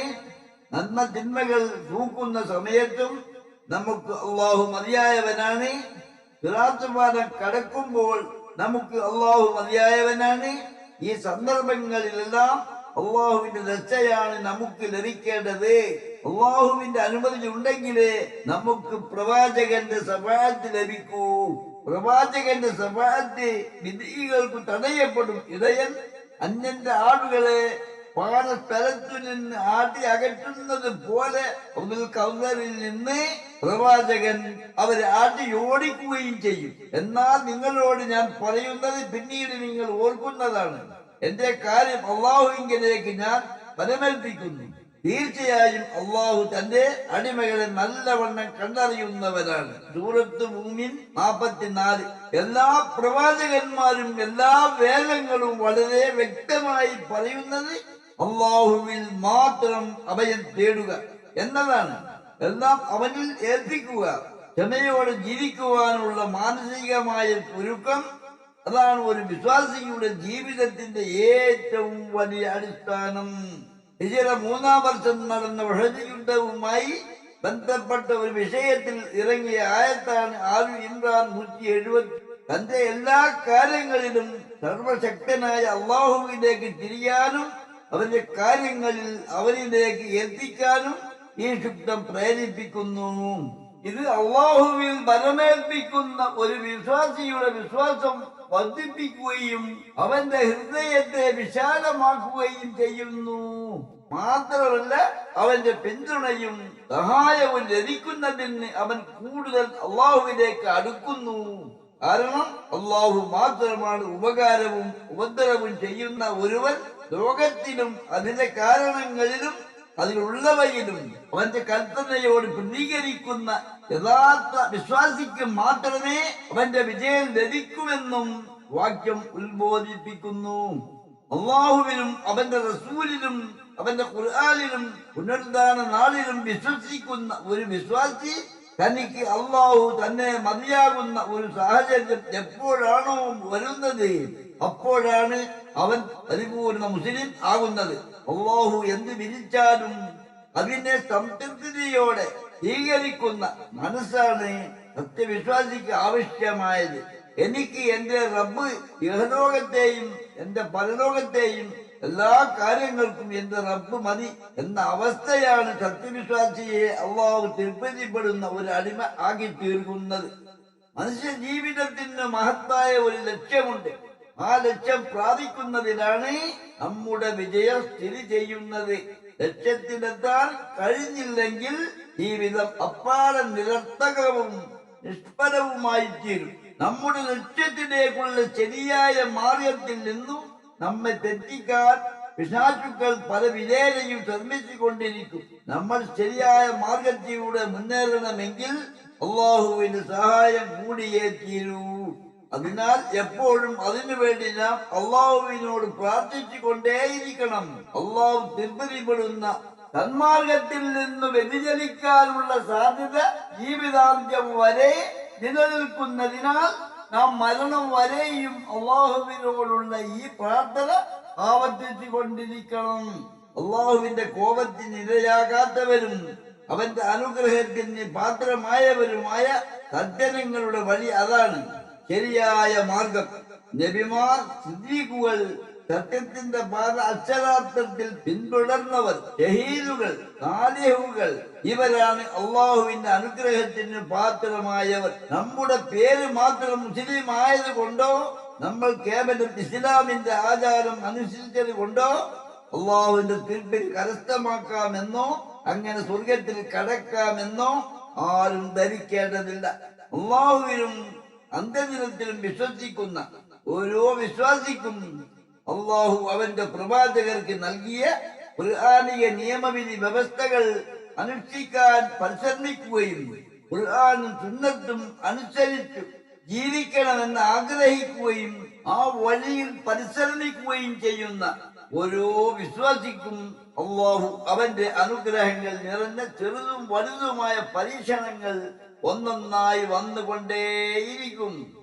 അള്ളാഹുവിനെ അറിഞ്ഞും അവന്റെ പ്രവാചകർക്ക് നൽകിയ ഖുർആനിക നിയമവിധി വ്യവസ്ഥകൾ അനുസരിച്ചും അന്ത്യദിനത്തെ അഥവാ പുനരുദ്ധാന ദിനത്തെ ഭയപ്പെട്ടും സൂക്ഷ്മതയിൽ ജീവിതം നയിക്കുന്ന ഓരോ വിശ്വാസിക്കും ഏകലോക ജീവിതത്തിൽ പല കടമകളും നിറവേറ്റേണ്ടതായുണ്ട്. ആ കടമകൾ നിർവഹിക്കുമ്പോൾ പല വിധേനയും എതിർപ്പുകളും വിഷമങ്ങളും നേരിടേണ്ടി വരും. ജീവിതത്തിൽ തന്നെ പല പ്രയാസങ്ങളും പ്രതിസന്ധികളും അനുഭവപ്പെടും. അവയൊക്കെ അള്ളാഹുവിന്റെ പരീക്ഷണങ്ങളാണെന്ന് കരുതി ക്ഷമയോടും സമചിത്തയോടും കൂടി നേരിടാൻ തയ്യാറാകണം. അപ്പോഴേ സ്വർഗത്തിൽ പ്രവേശിക്കാൻ നാം അർഹരാവുകയുള്ളൂ. പൂർവികരായ പ്രവാചകന്മാരും അനുയായികളും ഒട്ടേറെ പ്രയാസങ്ങൾ നേരിട്ടിട്ടുണ്ട്. അവർ കിടുകിട വിറപ്പിക്കപ്പെട്ടു. ഇനി എപ്പോഴാണ് അള്ളാഹുവിന്റെ സഹായം ലഭിക്കുക എന്ന് ആശങ്കയോടെ ചോദിക്കേണ്ട ഘട്ടം വരെ സംജാതമായി. അള്ളാഹുവിന്റെ സഹായം സമീപത്ത് തന്നെയുണ്ടെന്ന് അവർക്ക് ബോധ്യമാവുകയും ചെയ്തു. ത്യാഗവും കഷ്ടപ്പാടുകളും സഹിക്കാൻ സത്യവിശ്വാസികൾ സന്നദ്ധരായേ തീരൂ. ഈ ശബ്ദം കേൾക്കുന്ന നിങ്ങൾക്കും നിങ്ങൾക്ക് ശബ്ദം നൽകുന്ന കോയക്കാർക്കും ഇനി ഈ ലോകത്ത് അവശേഷിക്കുന്ന ജീവിതം ഏതാനും നിമിഷങ്ങളോ മണിക്കൂറുകളോ ദിവസങ്ങളോ ആഴ്ചകളോ മാസങ്ങളോ വർഷങ്ങളോ എത്ര കാലമെന്ന് നമ്മുടെ ശ്രദ്ധാവും സന്ദർശകനുമായ അള്ളാഹുവിന് മാത്രമേ അറിയൂ. നമ്മുടെ ഇഹലോക ജീവിതം 2 തവണയില്ല. നമ്മൾ ഈ ലോകത്ത് എത്ര വർഷം ജീവിച്ചാലും നമ്മുടെ മരണശേഷം ബർസഖ് ജീവിതവും അന്ത്യനാളും പരലോക ജീവിതവും 100 വർഷമോ അതിൽ കൂടുതൽ വർഷമോ പല കോടി വർഷമോ എന്ന് അള്ളാഹുവിന് മാത്രമേ അറിയൂ. അതിനെക്കുറിച്ച് അള്ളാഹു ആർക്കും യാതൊരു അറിവും നൽകിയിട്ടില്ല. മനുഷ്യോൽപ്പത്തിക്കു തുടക്കം കുറിച്ച് നമ്മുടെ ആദ്യ പിതാവായ ആദം നബി അലൈഹിസ്സലാം മുതൽ 1,24,000-ൽ പരം നബിമാരും 313 മുർസലുകളും അവരവർക്ക് നിശ്ചയിക്കപ്പെട്ട അതാത് കാലഘട്ടത്തിലെ ചെറുതും വലുതുമായ ഗോത്രങ്ങളോടും ചെറുതും വലുതുമായ സമൂഹങ്ങളോടും പ്രബോധനം ചെയ്തത് തന്നെയാണ് അന്ത്യപ്രവാചകൻ മുഹമ്മദ് നബി സല്ലല്ലാഹു അലൈഹി വസല്ലം വിശുദ്ധ ഖുർആനിലും പ്രബോധനം ചെയ്യുന്നത്. അത് സത്യമാണെന്ന് തെളിയിച്ചുകൊണ്ട് അമ്പംകുന്ന് കോയാക്കയുടെ സ്ഥാപനം 1/2 നൂറ്റാണ്ടുകൾക്ക് മേലെയായി എല്ലാ ദിവസവും എല്ലാ സമയവും അല്ലാഹുവിന്റെ വിശുദ്ധ നാമങ്ങളായ അസ്മാഉൽ ഹുസ്ന ഉൾപ്പെടെ ദിക്റുകളും സ്വലാത്തുകളും ഖുർആൻ പാരായണവും ദുആകളും മാത്രമാണ് ഈ സ്ഥാപനത്തിൽ നടക്കുന്നത്. ഇന്ന് പല നാടുകളിലും മറ്റും കാണുന്ന തകിടും കൂടും കുപ്പിയും മന്ത്രിച്ച് മൂലനും കൈരച്ചയ്ക്ക് ആലസും തേങ്ങ മുട്ടറക്കൽ സിഹിർ ബാത്തിലാക്കൽ പോലുള്ള മന്ത്രവും തന്ത്രവും ഇവിടെ ഇല്ല. സ്ഥാപനത്തിൽ കോയാക്കയോട് ആര് സംസാരിക്കാൻ വന്നാലും അവർ മുസ്ലിമാണെങ്കിൽ അവരോട് ചോദിക്കും, നിങ്ങൾ നിസ്കരിച്ചോ? ചിലർ നിസ്കരിച്ചു എന്ന് പറയും. ഭക്ഷണം കഴിച്ചിട്ടില്ലെങ്കിൽ ഭക്ഷണം കഴിച്ചിട്ട് വരൂ എന്ന് പറയും. ചിലർ നിസ്കരിച്ചിട്ടില്ല എന്ന് പറയും. അവരോട് ഉടനെ നിസ്കരിച്ചിട്ട് വന്നിട്ട് സംസാരിക്കാം എന്ന് പറയും.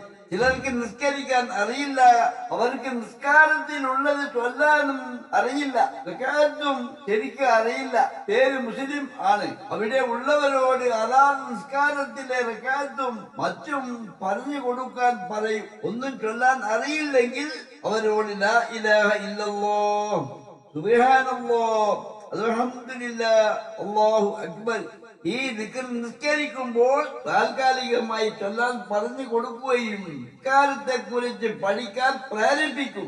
ആവശ്യം വന്നാൽ നിസ്കരിക്കാനും പഠിപ്പിക്കാനുമുള്ള സൗകര്യം ചെയ്തു കൊടുക്കുകയും ചെയ്യും.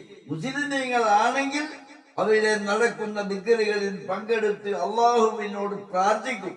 അവിടെ വരുന്ന മുസ്ലിമീങ്ങളോട് ഫർദ് നിസ്കാരങ്ങൾ കൃത്യനിഷ്ഠതയോട് നിർവഹിക്കാൻ ഉപദേശിക്കും. നിസ്കാരം ഖളാഉണ്ടെങ്കിൽ ഉടനെ ഖളാഉ വിടാൻ പരിശ്രമിക്കാൻ ഉപദേശിക്കും. മറ്റു മതസ്ഥർ വന്നാലും പ്രാർത്ഥന കേട്ട് ഭക്ഷണം കഴിച്ചു തിരിച്ചു പോകും. ഈ കാലം അത്രയും ജാതിമത ഭേദമന്യോ അവിടെ വരുന്ന എല്ലാവർക്കും അള്ളാഹു ഔദാര്യമായി നൽകുന്ന ഭക്ഷണങ്ങൾ സന്തോഷത്തോടെ തൃപ്തിപ്പെട്ട് നൽകി വരുന്നു. ആകാശഭൂമികളുടെയും അവയിലുള്ളവയെയും ആധിപത്യം വഹിക്കുന്ന സർവജ്ഞനും അതിശക്തിയുടയവനും ഏകനൊരുവനുമായ അല്ലാഹുവാണ് സത്യം. നമ്മുടെ ഓരോരുത്തരുടെയും മരണം സത്യമായതുപോലെ സർവരെയും അവൻ എങ്ങനെയാണോ മനുഷ്യനെ സൃഷ്ടിച്ചത് അതുപോലെ പൂർണ്ണ മനുഷ്യനായി പുനർജീവിപ്പിച്ചു ആ നാഥന്റെ മുമ്പിൽ കൊണ്ടുവരുമെന്നത് സത്യമാണ്. നമ്മുടെ ഓരോരുത്തരുടെയും ശരീരത്തിലെ അവയവങ്ങളും തൊലികളും ആ നാഥന്റെ മുമ്പിൽ സത്യം സത്യമായി തുറന്നു പറയുന്ന ദിവസം വരിക തന്നെ ചെയ്യും. അന്ത്യനാൾ അഥവാ പുനരുത്ഥാന നാൾ വരിക തന്നെ ചെയ്യും. അതിൽ യാതൊരു സംശയവുമില്ല. ഖബറുകളിൽ ഉള്ളവരെ അവൻ പുനർജീവിപ്പിക്കുക തന്നെ ചെയ്യും. സൂറത്തുൽ ഹജ്ജ് 7. സ്വന്തം നാവുകളും കൈകാലുകളും അവർ പ്രവർത്തിച്ചു കൊണ്ടിരുന്നതിനെ കുറിച്ച് അവർക്കെതിരെ സാക്ഷി പറയുന്ന ദിവസം സൂറത്തുൻ നൂർ 24. അങ്ങനെ അതിന്റെ അടുത്ത് വരുമ്പോൾ അവരുടെ കാലുകളും കണ്ണുകളും തൊലികളും തങ്ങൾ പ്രവർത്തിച്ചുകൊണ്ടിരുന്നതിനെ പറ്റി അവർക്കെതിരെ സാക്ഷി പറയും. സൂറത്ത് മുസിദത്ത് 20. അത് ഭൂമി അതിന്റെ വർത്തമാനങ്ങൾ പറയുന്നതാണ്. സൂറത്തു സൽസല 4. ഹസരത്ത് അബൂ ഹുറൈറയിൽ നിന്ന് നിവേദനം, അദ്ദേഹം പറയുന്നു, നബി സല്ലല്ലാഹു അലൈഹി വസല്ലം ഈ ഖുർആൻ വചനം ഓതി അത് ഭൂമി അതിന്റെ വർത്തമാനങ്ങൾ പറയുന്നതാണ്. 99 സൽസല 4. എന്നിട്ട് അദ്ദേഹം ചോദിച്ചു, അതിന്റെ വർത്തമാനങ്ങൾ എന്താണെന്ന് നിങ്ങൾക്കറിയാമോ? അവർ പറഞ്ഞു, അള്ളാഹുവും അവന്റെ ദൂതരുമാണ് ഏറ്റവും കൂടുതൽ അറിയുന്നവൻ. നബി സല്ലല്ലാഹു അലൈഹി വസല്ലം പറഞ്ഞു, ഓരോ ദാസനും ദാസിയും ഭൂമുഖത്ത് വെച്ച് എന്തൊക്കെയാണ് ചെയ്തത് എന്ന് ഭൂമി വിളിച്ചു പറയും. ഇന്ന ദിവസം നീ ഇന്നത് ചെയ്തില്ലേ എന്ന് അത് ചോദിക്കും. അത് തന്നെയാണ് അതിന്റെ വർത്തമാനങ്ങൾ. തുർമുതി, ജനങ്ങൾക്ക് അവരുടെ വിചാരണ അടുത്തു കഴിഞ്ഞിരിക്കുന്നു. അവരാകട്ടെ അതിനെക്കുറിച്ച് അശ്രദ്ധയിലായി തിരിഞ്ഞു കളയുകയാണ്. സൂറത്തുൽ അംബിയാ 1. ഇതിന്റെ സത്യാവസ്ഥ അടുത്തു തന്നെ നിങ്ങൾ അറിയുന്നതാണ്. സൂറത്ത് സ്വാദ് 88. കടുത്ത രണ്ട് സമൂഹങ്ങളെ, മനുഷ്യരും ജിന്നുകളുമായവരെ, നിങ്ങളെ നാം അടുത്തു തന്നെ വിചാരണ ചെയ്യുന്നതാണ്. സൂറത്തുർ റഹ്മാൻ 31. നബി സല്ലല്ലാഹു അലൈഹി വസല്ലം പറഞ്ഞു, യാതൊരു പരിഭാഷകനെയും കൂടാതെ നിങ്ങളുടെ നിവേദനങ്ങൾ ഓരോരുത്തരുമായും തന്റെ നാഥൻ സംസാരിക്കുന്നതാണ്. ആ സമയത്ത് തന്റെ വലതുഭാഗത്ത് താൻ ചെയ്ത സൽക്കർമ്മങ്ങളും ഇടതുഭാഗത്ത് താൻ ചെയ്ത ദുഷ്കർമ്മങ്ങളും തന്റെ മുമ്പിൽ നരകവും അല്ലാതെ മറ്റൊന്നും കാണാൻ കഴിയുകയില്ല.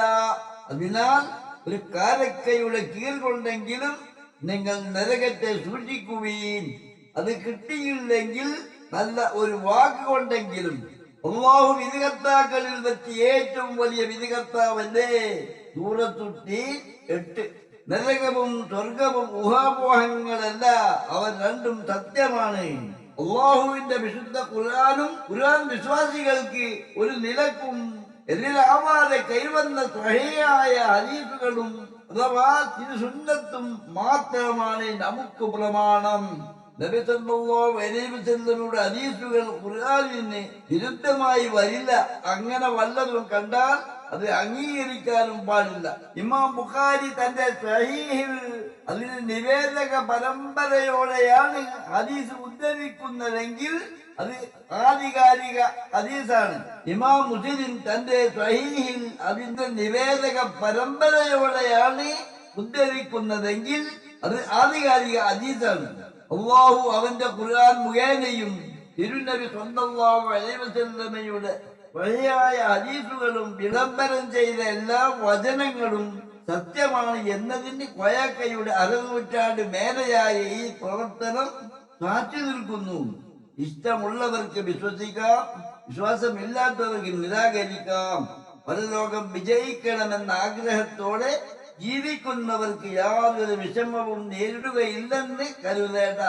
പലതരം വിഷമങ്ങളും പ്രയാസങ്ങളും അവർക്ക് നേരിടേണ്ടി വരും. ഇതെല്ലാം അല്ലാഹുവിൽ നിന്നുള്ള പരീക്ഷണങ്ങളാകുന്നു. അവ ക്ഷമാപൂർവ്വം നേരിടുകയാണ് വേണ്ടത്. നാം അല്ലാഹുവിൽ ഉള്ളവരും അവനിലേക്ക് മടങ്ങുന്നവരുമാണെന്ന ബോധം നമുക്കുണ്ടാവണം. അത്തരം ക്ഷമാശാലികൾക്ക് പരലോകത്ത് മഹത്തായ പ്രതിഫലമാണ് ലഭിക്കുക. സത്യവിശ്വാസം കൈകൊള്ളുകയും അതനുസരിച്ച് പ്രവർത്തിക്കുകയും ചെയ്തതിന്റെ പേരിൽ ആദ്യകാല മുസ്ലിമീങ്ങൾ അനുഭവിച്ച യാതനകൾക്കും വേദനകൾക്കും കണക്കില്ല. അബൂ ഹുറൈറ റളിയല്ലാഹു അൻഹു നിവേദനം നബി സല്ലല്ലാഹു അലൈഹി വസല്ലം പറഞ്ഞു, സത്യവിശ്വാസികളായ സ്ത്രീകൾക്കും പുരുഷനും ശരീരത്തിലും സന്താനങ്ങളിലും സമ്പത്തിലും പരീക്ഷണങ്ങൾ നേരിട്ട് കൊണ്ടേയിരിക്കും.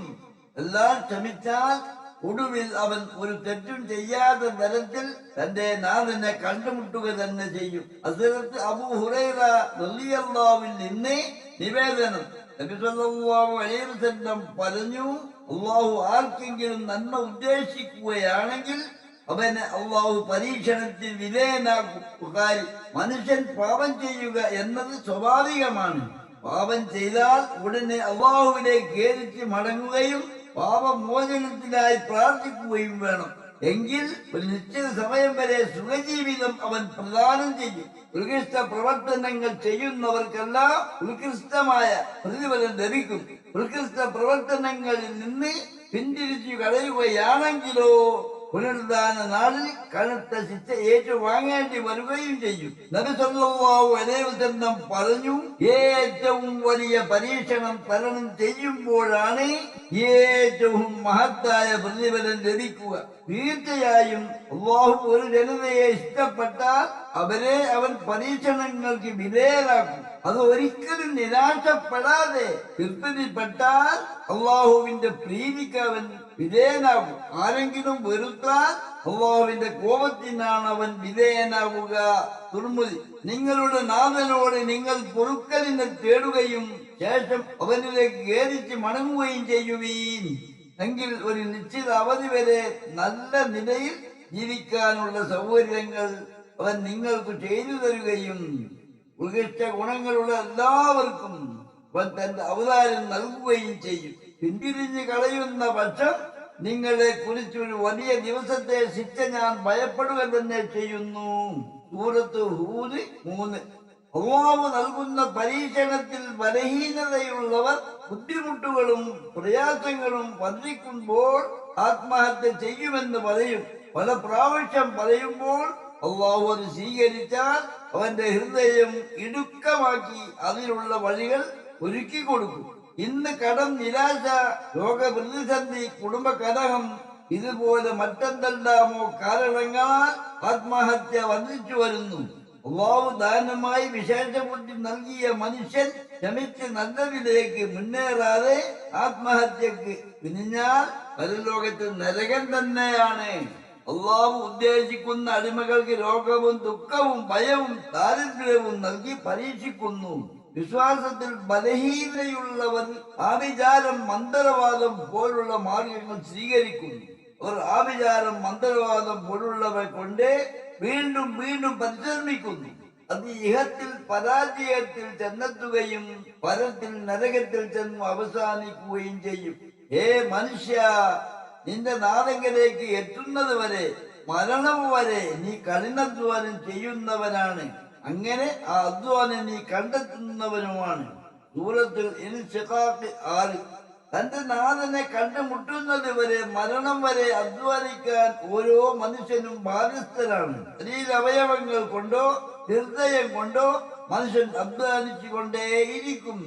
നന്മയും തിന്മയും മനസ്സിലാക്കാനുള്ള വിശേഷ ബുദ്ധിയും തന്നെയും പ്രപഞ്ചമഖിലവും സൃഷ്ടിച്ചു പരിപാലിക്കുന്ന ഒരു രക്ഷിതാവ്, ഒരു ശക്തിയുണ്ടെന്ന അറിവ് നൽകിയാണ് മനുഷ്യനെ അല്ലാഹു സൃഷ്ടിച്ചത്.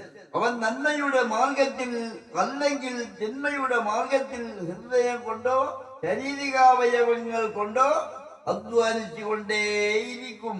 അതിന്റെ അഥവാ നന്മയുടെയോ തിന്മയുടെയോ കർമ്മങ്ങളുമായി രക്ഷിതാവിലേക്ക് മടങ്ങുന്നവരായിട്ടല്ലാതെ ഒരു ബാധ്യതയും ഇല്ലാത്തവരായി അല്ലാഹു തങ്ങളെ വെറുതെ വിടുമെന്ന് അവർ കരുതിയോ?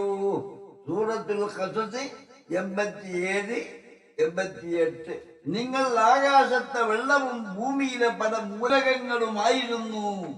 പിന്നീട് സസ്യങ്ങളിൽ നിന്നും ജന്തുക്കളിൽ നിന്നുമായി ലഭ്യമാകുന്ന ആഹാര വസ്തുവിൽ നിന്ന് രൂപം കൊള്ളുന്ന രേതസ്കണവും അണ്ഡവും അവ ചേർന്നുള്ള ചിക്കാണ്ഡവും തുടർന്നു ഭ്രൂണവും ഗർഭശിശുവും ഒക്കെയായി കട്ടിയുള്ള എല്ലും മാർദ്ദവ സ്വഭാവമുള്ള മാംസവും വ്യത്യസ്ത ഗുണവിശേഷങ്ങളുള്ള വായുവും ആന്തരികവുമായ എല്ലാ അവയവങ്ങളോടെയുള്ള ദ്രാവക രൂപത്തിലുള്ള കേവലം ഒരേ ഒരു ശുക്ലഗണത്തിൽ നിന്ന് നിങ്ങൾ സൃഷ്ടിച്ച അല്ലാഹു ഒരവസ്ഥയിൽ നിന്ന് മറ്റൊരവസ്ഥയിലേക്ക് നിങ്ങളെ മാറ്റിയെടുത്തു. തുടർന്ന് നിങ്ങൾ ഒരു കുഞ്ഞായി പുറത്തു വന്നു. മുല കുടിക്കുന്നവനായും ഇഴഞ്ഞു നടക്കുന്നവനായും വളർന്നു വന്ന മനുഷ്യൻ കുമാരദശയും കഴിഞ്ഞ് യുവത്വത്തിലേക്ക് പ്രവേശിക്കുന്നു. അതിനുശേഷം യാതൊന്നും കഴിയാത്ത പടുവാർദ്ധക്യത്തിനും എത്തുകയായി. ഇതൊക്കെ അള്ളാഹുവിന്റെ മഹത്വത്തെയും മനുഷ്യൻ നേരിടുന്ന പുനർജീവിതവും വിചാരണയും ഒക്കെ സ്ഥാപിക്കാൻ മതിയായ തെളിവുകളല്ലേ? ഒരിക്കൽ അവൻ തെളിച്ചു വീണ ഒരു തുള്ളി ശുക്തമായിരുന്നില്ലേ? സൂറത്തുൽ ഖിയാമ 37. നിങ്ങളാണോ അത് സൃഷ്ടിച്ചത്, അതല്ല നാമാണോ സൃഷ്ടികർത്താവ്? സൂറത്തുൽ വാഖിയ 59. അങ്ങനെ അവൻ അതിൽ നിന്ന് ആണ് പെണ്ണ് എന്നീ രണ്ട് ഇണകളെ ഉണ്ടാക്കി. സൂറത്തുൽ ഖിയാമ 39. നിങ്ങളുടെ ശരീരങ്ങളിൽ തന്നെയും അനേകം ദൃഷ്ടാന്തങ്ങളുണ്ട്. എന്നിട്ട് അതൊന്നും നിങ്ങൾ കണ്ടറിയുന്നില്ലേ? സൂറത്തു ദാരിയാത്ത് 21. എന്നിട്ട് നാം അതിന്റെ വിധി എഴുതി. എത്ര നല്ല വിധി എഴുത്തുകാരനാണ് നാം. സൂറത്തുൽ മുർസലാത്ത് 23. വിധി എഴുതി എന്ന് പറഞ്ഞതിനർത്ഥം മനുഷ്യന്റെ മരണം വരെയുള്ള എല്ലാം നിശ്ചയിച്ചു, ആഹാരവും ഉപജീവനവും തീരുമാനിച്ചു എന്നാണ്. എന്നാൽ മനുഷ്യൻ തന്റെ ഭക്ഷണത്തെ കുറിച്ച് ഒന്ന് ചിന്തിച്ചു നോക്കട്ടെ. സൂറത്തു അബസ 24. മഴവെള്ളം നാം ശക്തിയായി വർദ്ധിപ്പിച്ചു. സൂറത്തു അബസ 25. തുടർന്ന് ഭൂമിയെ നാം പിളർന്നു. സൂറത്തു അബസ 26. എന്നിട്ട് അതിൽ ധാന്യങ്ങളും മുന്തിരിയും സസ്യങ്ങളും ഒലിവും ഈത്ത പനയും ഇടതൂർന്ന് നിൽക്കുന്ന തോട്ടങ്ങളും പഴങ്ങളും കാലിത്തീറ്റയും നാം ഉത്പാദിപ്പിച്ചു. സൂറത്തു അബസ 27 മുതൽ 31 വരെ. നിങ്ങൾക്കും നിങ്ങളുടെ കാലുകൾക്ക് ഉപയോഗിക്കാൻ വേണ്ടി. സൂറത്തു അബസ 32. മനുഷ്യ സൃഷ്ടിയെ കുറിച്ച് ഓർമ്മിപ്പിച്ചതിനു ശേഷം അവന്റെ ഇവിടുത്തെ ജീവിത സൗകര്യങ്ങളെ കുറിച്ചും അള്ളാഹു പറയുന്നു. മനുഷ്യനെ സൃഷ്ടിക്കുക മാത്രമല്ല, അവന് ജീവിക്കാനുള്ള എല്ലാ സജ്ജീകരണങ്ങളും ചെയ്തു കൊടുക്കുകയും ചെയ്തു. ഇതൊന്നും പ്രപഞ്ചത്തിലെ സൃഷ്ടിജാലങ്ങളുടെ ചലനത്തെയോ പ്രതിഫലനത്തെയോ ആശ്രയിച്ചല്ല. ഉരുത്തിരിയുന്നതും ഉത്പാദിപ്പിക്കപ്പെടുന്നതും എല്ലാം അള്ളാഹു തനിമയോടെ സൃഷ്ടിച്ചതാണ്. അവ സൂര്യചന്ദ്രാദി ഗോളങ്ങളുടെയോ ഋതുക്കളുടെയോ നാറ്റുവേദകളുടെയോ സൃഷ്ടിയല്ല. അവ തന്നെയും സൃഷ്ടികളാണ്. അള്ളാഹു നിശ്ചയിച്ച ചില കാര്യങ്ങളുടെ ചാലക ശക്തികളായ സൃഷ്ടികളാണവ. ഈ പ്രപഞ്ചം ഒരു വിനോദവാദിയല്ല. ആകാശഭൂമികളെയും അവയ്ക്കിടയിലുള്ളവയെയും കളിയായി സൃഷ്ടിച്ചതല്ല. സൂറത്തുൽ അംബിയാ 14. പ്രപഞ്ചമോ അതിൽ ഏതെങ്കിലും പ്രതിഭാസമോ സൃഷ്ടാവിന്റെ തികഞ്ഞ ഉത്തരവാദിത്വത്തോടും ഉദ്ദേശ ലക്ഷ്യങ്ങളോടും ഗൗരവ ബോധത്തോടും കൂടി തന്നെയാണ് അള്ളാഹു സൃഷ്ടികർമ്മം നടത്തിയിരിക്കുന്നത്. പക്ഷേ അവർ മനുഷ്യർ സംശയത്തിൽ വിനോദിക്കുകയാണ്. സൂറത്തു ദുഖാൻ 9. ഒരു വിനോദം ഉണ്ടാക്കണമെന്ന് താൻ ഉദ്ദേശിച്ചിരുന്നെങ്കിൽ നമ്മുടെ പക്കൽ ഇന്നു തന്നെ നാം അത് ഉണ്ടാക്കുമായിരുന്നു. നാം അത് ചെയ്യുമായിരുന്നെങ്കിൽ. സൂറത്തുൽ അംബിയാ 17. അവൻ ഉദ്ദേശിച്ചിരുന്നുവെങ്കിൽ പ്രപഞ്ചത്തെ ഒരു വിനോദ മാധ്യമമായി തന്നെ അവൻ സൃഷ്ടിക്കുമായിരുന്നു. വ്യക്തമായ ഉദ്ദേശ ലക്ഷ്യങ്ങളോടെയാണ് അള്ളാഹു ഈ പ്രപഞ്ചത്തെ സൃഷ്ടിച്ചത്. അടിമകളായ മനുഷ്യരും ജിന്നുകളും അവരിൽപ്പെട്ട പിശാചുക്കളും അവരുടെ ഓരോ പ്രവർത്തനത്തിനും നന്മയ്ക്ക് നന്മയും തിന്മയ്ക്ക് തിന്മയുമായി, അതിൻ്റെതായ പ്രവർത്തനത്തിനു നന്മയ്ക്ക് നന്മയും തിന്മയ്ക്ക് തിന്മയുമായി അതിൻ്റെതായ പ്രത്യാഘാതങ്ങൾ ഉണ്ടാകും. ഈ വസ്തുത മനസ്സിലാക്കിയാവണം അടിമകളായ ഓരോരുത്തരും പ്രവർത്തിക്കേണ്ടത്. ആകാശഭൂമികൾ ഉള്ളതെല്ലാം അള്ളാഹു അറിയുന്നുണ്ടെന്ന് നീ മനസ്സിലാക്കിയിട്ടില്ലേ? 3 ആളുകൾ കൂടി ഗൂഢാലോചന നടത്തുമ്പോൾ അവൻ അവരിൽ 4-മനായിട്ടല്ലാതിരിക്കില്ല. 5 ആളുകൾ ഗൂഢാലോചന നടത്തുമ്പോൾ അവൻ അവരിൽ 6-മനായിട്ടല്ലാതിരിക്കുകയില്ല. അതിലും കുറഞ്ഞതാകട്ടെ കൂടിയതാകട്ടെ അവർ മനുഷ്യർ എവിടെയായിരുന്നാലും ശരി അവരോടൊപ്പം അവനും ഉണ്ടായിട്ടല്ലാതെ അത് സംഭവിക്കുകയില്ല. സൂറത്തുൽ മുജാദല 7. അള്ളാഹുവിന്റെ ആകാശങ്ങളിലെയും ഭൂമിയിലെയും സൈന്യങ്ങളുണ്ട്. അള്ളാഹു പറയുന്നു, നിന്റെ നാഥന്റെ സൈന്യങ്ങളെ അവനല്ലാതെ അറിയുകയില്ല. അപ്പോൾ മനുഷ്യൻ ഈ ഇനങ്ങൾ അവന്റെ ബുദ്ധിയിൽ സന്നിഹിതമാവുകയും അള്ളാഹുവിന്റെ തന്ത്രങ്ങളുടെയും ആരാധനയുടെയും രഹസ്യങ്ങൾ അറിയാൻ തുനിഞ്ഞിറങ്ങുകയും ചെയ്താൽ നരകത്തിന്റെ മേൽനോട്ടക്കാരായി നാം നിശ്ചയിച്ചത് മലക്കുകളെ മാത്രമാണ്. സത്യനിഷേധികൾക്കുള്ള ഒരു പരീക്ഷണം മാത്രമായാണ് അവരുടെ എണ്ണം നിശ്ചയിച്ചിരിക്കുന്നത്. സൂറത്തുൽ മുദസ്സിർ 34. നിങ്ങൾക്കിടയിൽ നാം മരണം കണക്കാക്കി നിങ്ങളെ പോലുള്ളവരെ പകരം കൊണ്ടുവരികയും നിങ്ങൾക്കറിവില്ലാത്ത വിധം നിങ്ങളെ സൃഷ്ടിക്കുകയും ചെയ്യുന്നതിൽ ആരും നമ്മെ മുൻകടക്കുകയില്ല. സൂറത്തുൽ വാഖിയ 60-61. അതെ, നിങ്ങൾക്ക് ഭൂമിയെ ഒരു വിരിപ്പാക്കി തരികയും ലക്ഷ്യസ്ഥാനത്ത് എത്തിച്ചേരാൻ അതിൽ നിങ്ങൾക്ക് വഴികൾ ഒരുക്കി തരുകയും ചെയ്തവർ. സൂറത്തു സുഖറൂബ് 10. അതിൽ മനുഷ്യർക്കും ഇതര ജീവികൾക്കും ആഹാരത്തിനായി ഭൂമിയിൽ സസ്യജാതികളും ഫലങ്ങളും ഉത്പാദിപ്പിക്കുകയും ചെയ്തു. ഇവിടുത്തെ മനുഷ്യജീവിതം സുഖകരവും സൗകര്യപ്രദവുമാക്കുക എന്ന ഉദ്ദേശമാണ് ഇതിന്റെയെല്ലാം പിന്നിലുള്ളത്. അവൻ തന്നെയാണ് പലവിധ അനുഗ്രഹങ്ങൾ ചെയ്ത് ചിരിപ്പിക്കുകയും പലവിധ കഷ്ടനഷ്ടങ്ങൾ വിരിച്ചു കരയിപ്പിക്കുകയും ചെയ്തത് എന്നും സൂറത്ത് നജ്മ് 43. ഭൂമിയിലേക്ക് അവർ നോക്കുന്നില്ലേ? എല്ലാത്തരം മൃഗിഷ്ടമായ ഇണകളിൽ നിന്നും എത്ര വസ്തുക്കളെയാണ് നാം അതിൽ മുളപ്പിച്ചിരിക്കുന്നത്. സൂറത്ത് ഷുഅറ 7. ഭൂമിയെ നാം ജീവനുള്ളവരെയും മരണമടഞ്ഞവരെയും ഉൾക്കൊള്ളുന്നതാക്കിയില്ലേ? സൂറത്തിൽ മുർസലാത്ത് 25, 26. അപ്പോൾ ഇതെല്ലാം സൃഷ്ടിക്കുന്നവൻ ഒന്നും സൃഷ്ടിക്കാത്തവനെ പോലെയാണോ നിങ്ങൾ മനുഷ്യർ ചിന്തിക്കുന്നില്ലേ? സൂറത്ത് നഹ്ല് 17. അല്ലാഹുവിന്റെ അനുഗ്രഹങ്ങൾ നിങ്ങൾ എണ്ണുകയാണെങ്കിൽ നിങ്ങൾക്ക് അവ തിട്ടപ്പെടുത്താൻ കഴിയുകയില്ല. അല്ലാഹു ഏറെ പൊറുക്കുന്നവനും മഹാകാരുണ്യകനുമാണ്. സൂറത്ത് നഹ്ല് 18. എന്നിട്ടും അല്ലാഹുവിനെ കൂടാതെ അവന് സമന്മാരെ സ്വീകരിക്കുന്ന ചിലർ മനുഷ്യരിലുണ്ട്. സൂറത്തുൽ ബഖറ 165. നിങ്ങളുടെ പശ്ചാത്താപം സ്വീകരിക്കാൻ അല്ലാഹു ഉദ്ദേശിക്കുന്നു. അതേസമയം ദേഹേച്ഛകളെ പിൻപറ്റുന്നവർ നിങ്ങൾ സത്യത്തിൽ നിന്ന് പറ്റേ വ്യതിചലിച്ചു പോകണമെന്നാണ് ഉദ്ദേശിക്കുന്നത്. സൂറത്തുൻ നിസാ 27. ഈ അക്രമികൾ പ്രവർത്തിച്ചു കൊണ്ടിരിക്കുന്നതിനെ പറ്റി അല്ലാഹു അസത്യനാണെന്ന് താങ്കൾ ധരിക്കരുത്. വൃത്തികൾ മേൽപോട്ട് പൊങ്ങുന്ന ഒരു ദിവസം വരെ മാത്രമേ അല്ലാഹു അവർക്ക് സമയം നീട്ടിക്കൊടുക്കുകയുള്ളൂ. സൂറത്ത് ഇബ്രാഹിം 42. ആകാശങ്ങളിലും ഭൂമിയിലും അവനാണ് അല്ലാഹു. നിങ്ങളുടെ രഹസ്യവും പരസ്യവും അവൻ അറിയുന്നുണ്ട്. നിങ്ങൾ സമ്പാദിക്കുന്നത് എന്തെന്നും അവൻ അറിയുന്നു. സൂറത്തുൽ അൻആം 3. എത്ര ജീവികളാണുള്ളത്. തങ്ങളുടെ ആഹാരം അവ ചുവന്ന് നടക്കുന്നില്ല. അല്ലാഹുവാണ് അവർക്കും നിങ്ങൾക്കും അഥവാ അപ്പപ്പോൾ അവിടെ ആഹാരം നൽകുന്നത്. അവൻ എല്ലാം കേൾക്കുന്നവനും അറിയുന്നവനുമാണ്. സൂറത്തുൽ അൻകബൂത്ത് 60. ഭൂമിയിലുള്ളത് മുഴുവനും നിങ്ങൾക്ക് വേണ്ടി സൃഷ്ടിച്ചത് അവനാണ്. സൂറത്തുൽ ബഖറ 29. ഇപ്രകാരം ദൃഷ്ടാന്തങ്ങൾ നാം വിശദീകരിക്കുന്നു അവർ ചിന്തിക്കാനും സത്യത്തിലേക്ക് മടങ്ങാനും വേണ്ടി. സൂറത്തുൽ അഹ്റാഫ് 174. ചിന്തിക്കുന്ന ജനതയ്ക്ക് ധാരാളം ദൃഷ്ടാന്തങ്ങളുണ്ട്.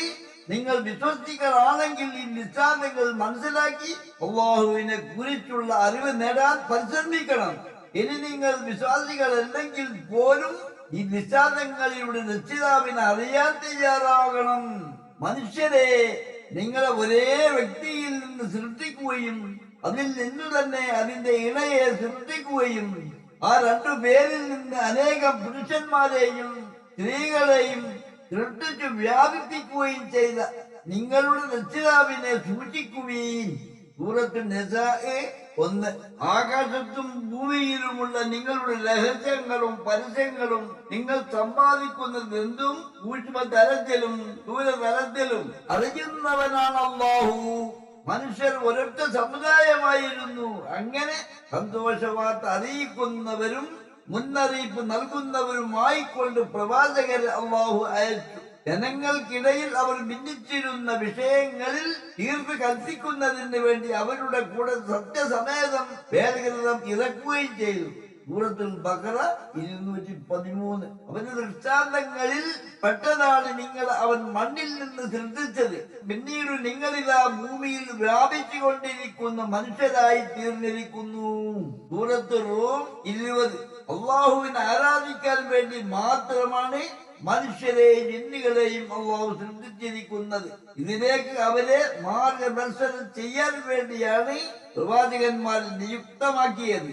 നമ്മുടെ ആദ്യ പിതാവായ ആദം നബി അലൈഹിസ്സലാം മുതൽ അന്ത്യപ്രവാചകൻ മുഹമ്മദ് നബി സല്ലല്ലാഹു അലൈഹി വസല്ലം വരെ അല്ലാഹു നിശ്ചയിച്ച അതാത് കാലഘട്ടത്തിൽ ചെറുതും വലുതുമായ ഗോത്രങ്ങളിലേക്കും ചെറുതും വലുതുമായ സമൂഹങ്ങളിലേക്കും അള്ളാഹു തിരുത്തരിപ്പെടുന്ന അവന്റെ സത്യമാർഗത്തിലേക്ക് ജനങ്ങൾ ക്ഷണിക്കുന്നതിനായി 1,24,000-ൽ പരം പ്രവാചകന്മാർ അള്ളാഹു നിശ്ചയിച്ചായി.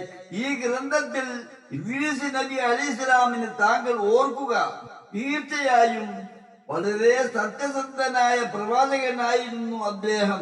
സൂറത്ത് മറിയം 56. നാം അദ്ദേഹത്തെ ഉന്നത സ്ഥാനത്തേക്ക് ഉയർത്തി. സൂറത്ത് മറിയം 57. ആദം നബി അലൈഹിസ്സലാമിയുടെ മകൻ ഈസ് നബി അലൈഹിസ്സലാമിയുടെ പുത്രനാണ് ഇദ്രീസ് നബി അലൈഹിസ്സലാം. മഹാനായ ഒരു പ്രവാചകനും അങ്ങേയറ്റം സത്യസന്ധനുമായിരുന്നു. അള്ളാഹു അദ്ദേഹത്തെ ഉന്നതമായ സ്ഥാനത്തേക്ക് ഉയർത്തി. അള്ളാഹു അദ്ദേഹത്തെ ഇപ്രകാരം വർണ്ണിക്കുന്നു: 1, സിദ്ദീഖ് ആയിരുന്നു. 2, അദ്ദേഹം നബിയായിരുന്നു. 3, അദ്ദേഹത്തെ സമുന്നതമായ സ്ഥാനത്തേക്ക് ഉയർത്തി. അള്ളാഹു 30 ഏടുകൾ അദ്ദേഹത്തിന് ഇറക്കി കൊടുക്കുകയും പ്രവാചകത്വം കൊണ്ട് ആദരിക്കുകയും ചെയ്തു. ആദ്യമായി പേന കൊണ്ട് എഴുതിയതും ഗണിതത്തിലും ജ്യോതിശാസ്ത്രത്തിലും ആദ്യമായി വിജ്ഞാനങ്ങൾ രേഖപ്പെടുത്തിയതും അദ്ദേഹമായിരുന്നു. അതുവരെ ജനം തോൽ ധരിക്കുന്നവരായിരുന്നു. എന്നാൽ ആദ്യമായി വസ്ത്രം ചുറ്റി ധരിച്ചതും അദ്ദേഹമായിരുന്നു. അള്ളാഹു അദ്ദേഹത്തിന് നൽകിയ ഔന്നത്യം ഇതാണ്. അദ്ദേഹത്തെ അള്ളാഹു ഉന്നതമായ സ്ഥാനത്തേക്ക് ഉയർത്തി, മരിക്കാതെ ജീവനുള്ള അവസ്ഥയിൽ തന്നെ. അതുകൊണ്ടാണ് അദ്ദേഹം സ്വർഗ്ഗസ്ഥനാണെന്ന് പറയുന്നത്. ആദം നബി അലൈഹിസ്സലാമിയുടെയും സന്താനങ്ങളുടെയും കാലശേഷം അള്ളാഹു അല്ലാത്തവയിലുള്ള വിശ്വാസം ജനങ്ങളിൽ വേരൂന്നി തുടങ്ങി. ആദം നബി അലൈഹിസ്സലാമുക്ക് ശേഷം വന്ന നബിമാരിൽ ഏറെ പ്രസിദ്ധനായ ഒരു നബിയാകുന്നു നൂഹ് നബി അലൈഹിസ്സലാം.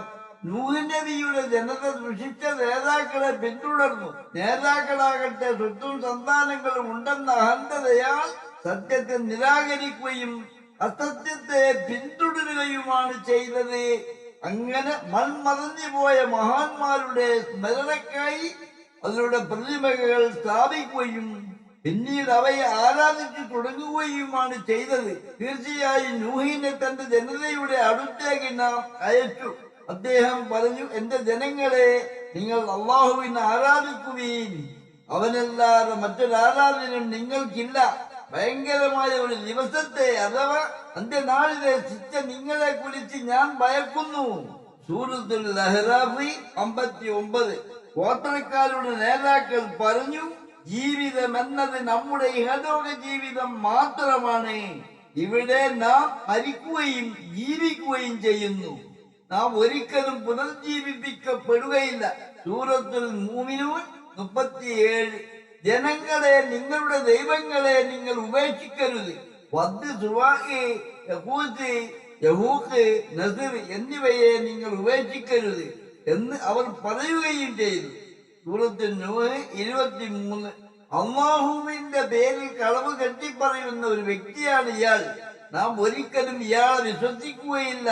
സൂറത്തുൽ മുഅ്മിനൂൻ 38. മരിച്ച് എന്നും മണ്ണുമായി കഴിഞ്ഞാലും നിങ്ങൾ വീണ്ടും പുറത്തു കൊണ്ടുവരപ്പെടുക തന്നെ ചെയ്യുമെന്ന് ഇയാൾ നിങ്ങളെ താക്കീത് ചെയ്യുന്നുണ്ടല്ലോ. സൂറത്തുൽ മുഅ്മിനൂൻ 35. ഭ്രാന്തി പിടിച്ച ഒരു മനുഷ്യൻ മാത്രമാണ് ഇയാൾ. സൂറത്തുൽ മുഅ്മിനൂൻ 25. ഇയാൾ നിങ്ങൾക്ക് നൽകുന്ന താക്കീത് നടപ്പാക്കുന്ന കാര്യം എത്ര വിദൂരം. സൂറത്തുൽ മുഅ്മിനൂൻ 36.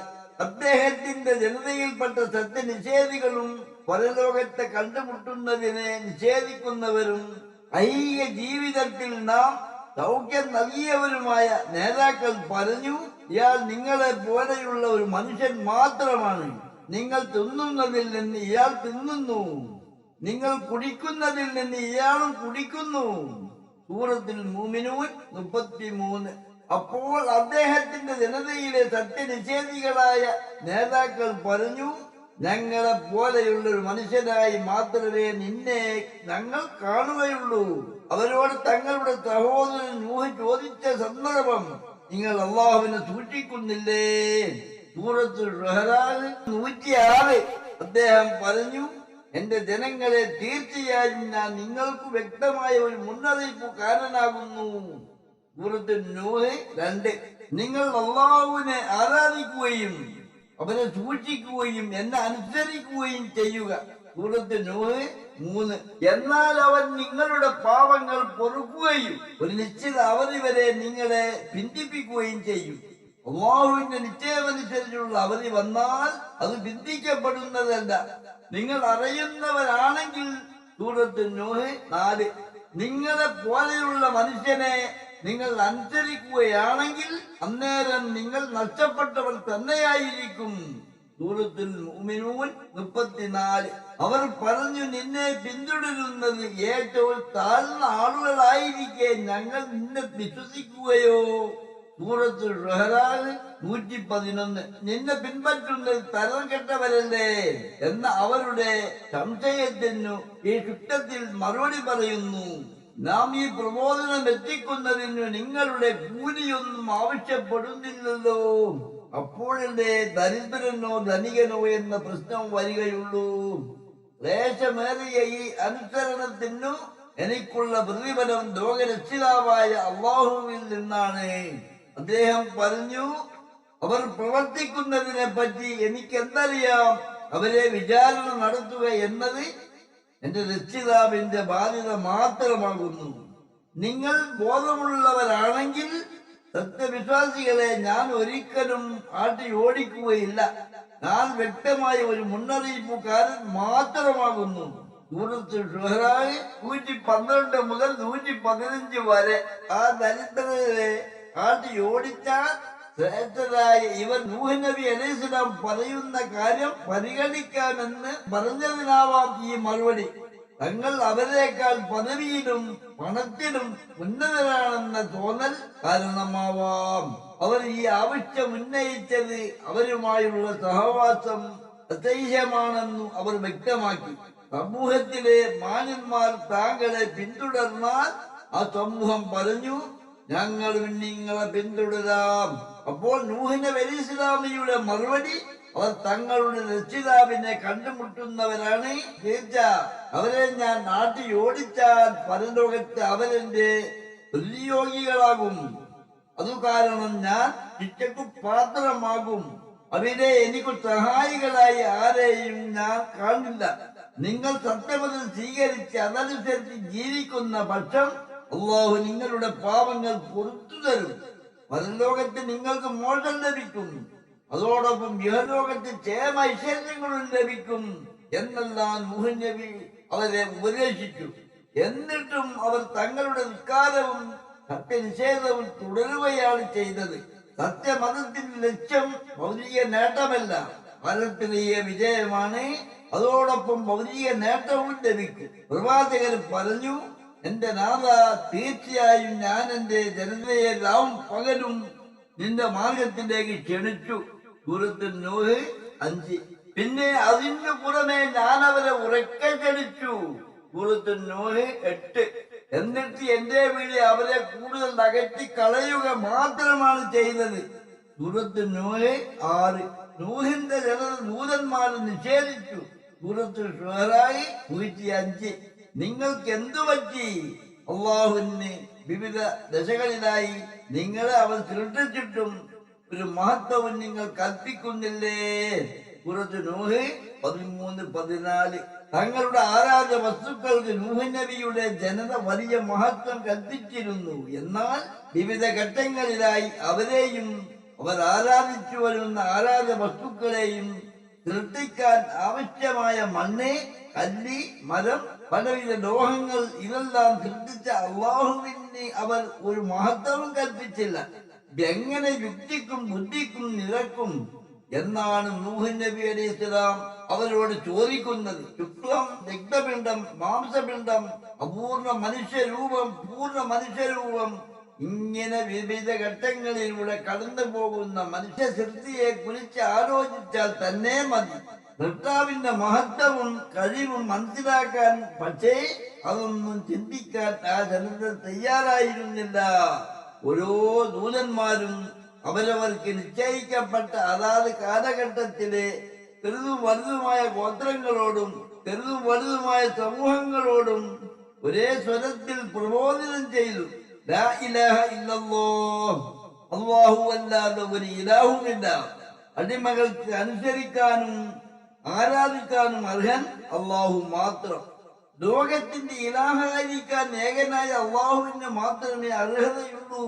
അള്ളാഹു അല്ലാത്ത മറ്റാർക്കും അതിന് അർഹതയില്ല. അള്ളാഹു എന്നും ജീവിച്ചിരിക്കുന്നവനാണ്. അവൻ അന്യാസതയും ആവശ്യമില്ലാത്തവനാണ്. അവൻ അന്യാസതയെ കൂടാതെ സ്വയം നിലനിൽക്കുന്നവനാണ്. പ്രപഞ്ചം അഖിലത്തെയും നിയന്ത്രിക്കുന്നവനാണ്. നിദ്രയോ ഉറക്കമോ അവനെ ബാധിക്കുകയില്ല. ആകാശഭൂമികൾ ഉൾപ്പെടെ പ്രപഞ്ചത്തിലെ അഖില വസ്തുക്കളും അവനുള്ളതാണ്.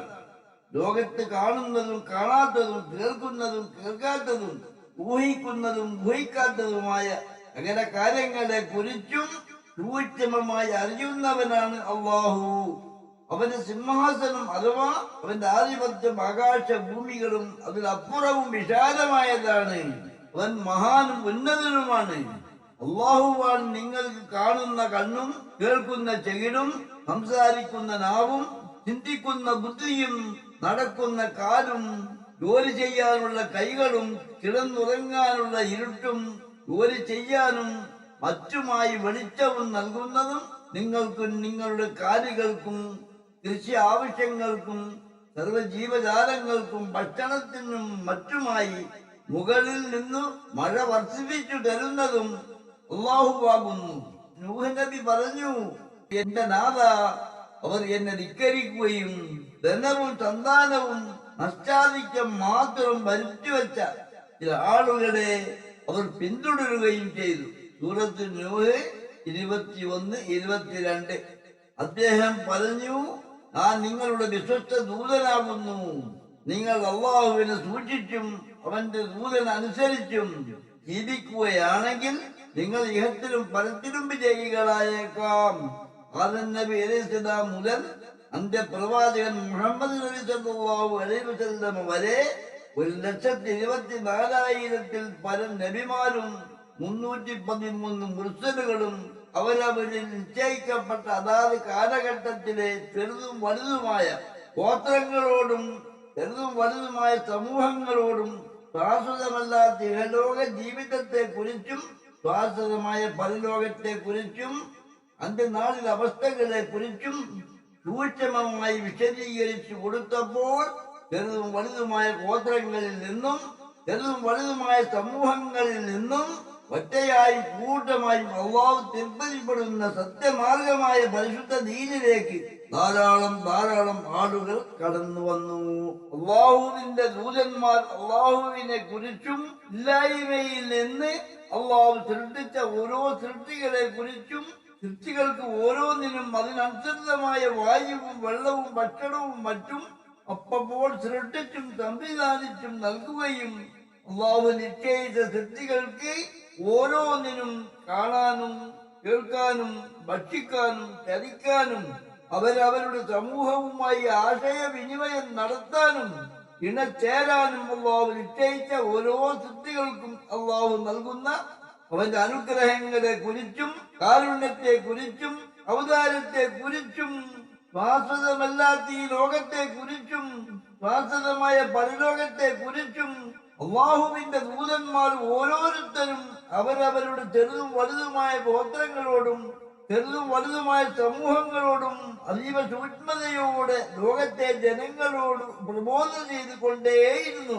എത്ര പ്രബോധനം ചെയ്തിട്ടും ചെറുതും വലുതുമായ ഗോത്രങ്ങളിൽ നിന്നും ചെറുതും വലുതുമായ സമൂഹങ്ങളിൽ നിന്നും ഒറ്റയായും കൂട്ടമായും ഒരു വിഭാഗം ഗോത്രക്കാരും മറ്റും അവരുടെ അഹങ്കാരവും പാരമ്പര്യവും തിന്മയോടുള്ള അടിമത്ത സ്വഭാവവും കാരണം ഒരു വിഭാഗം ആളുകൾ അല്ലാഹുവിൽ വിശ്വസിക്കാത്തവരായി തന്നെ ലോകത്ത് നിലകൊണ്ടു. അവരിൽ ഒരു വിഭാഗം ജനങ്ങൾ പറയുന്നു, അഖില ലോക സൃഷ്ടാവും സംരക്ഷകനും പരിപാലകനുമായ ഒരു ശക്തി ലോകത്തുണ്ട്. ആ അള്ളാഹുവിൽ നമുക്ക് വിശ്വാസമുണ്ട്. പക്ഷേ ദൂതന്മാരിൽ അഥവാ പ്രവാചകന്മാരിൽ നമുക്ക് വിശ്വാസമില്ല. കാരണം അവർ നമ്മെ പോലെയുള്ള മനുഷ്യരാണ്. അവർ ഭക്ഷണം കഴിക്കുന്നു, നമ്മളും ഭക്ഷണം കഴിക്കുന്നു. അവർ വെള്ളം കുടിക്കുന്നു, നമ്മളും വെള്ളം കുടിക്കുന്നു. അള്ളാഹുവിന്റെ ദൂതന്മാർ അഥവാ പ്രവാചകന്മാർ എന്ന് പറയുന്നവർ ഞങ്ങളെക്കാൾ ബുദ്ധിയുള്ളവരോ ശക്തിയുള്ളവരോ കേമന്മാരൊന്നുമല്ല. നമ്മുടെ നാട്ടു പ്രമാണിമാർ പോലും പ്രവാചകന്മാർ അനുസരിക്കുന്നില്ല. നിസ്സാരമായ കുറച്ചു കൂലിവേലക്കാർ മാത്രമാണ് പ്രവാചകരെ അനുസരിക്കുന്നതും കൂടെ നടക്കുന്നതും. നമ്മൾ പ്രവാചകരെ അനുസരിക്കുകയില്ല.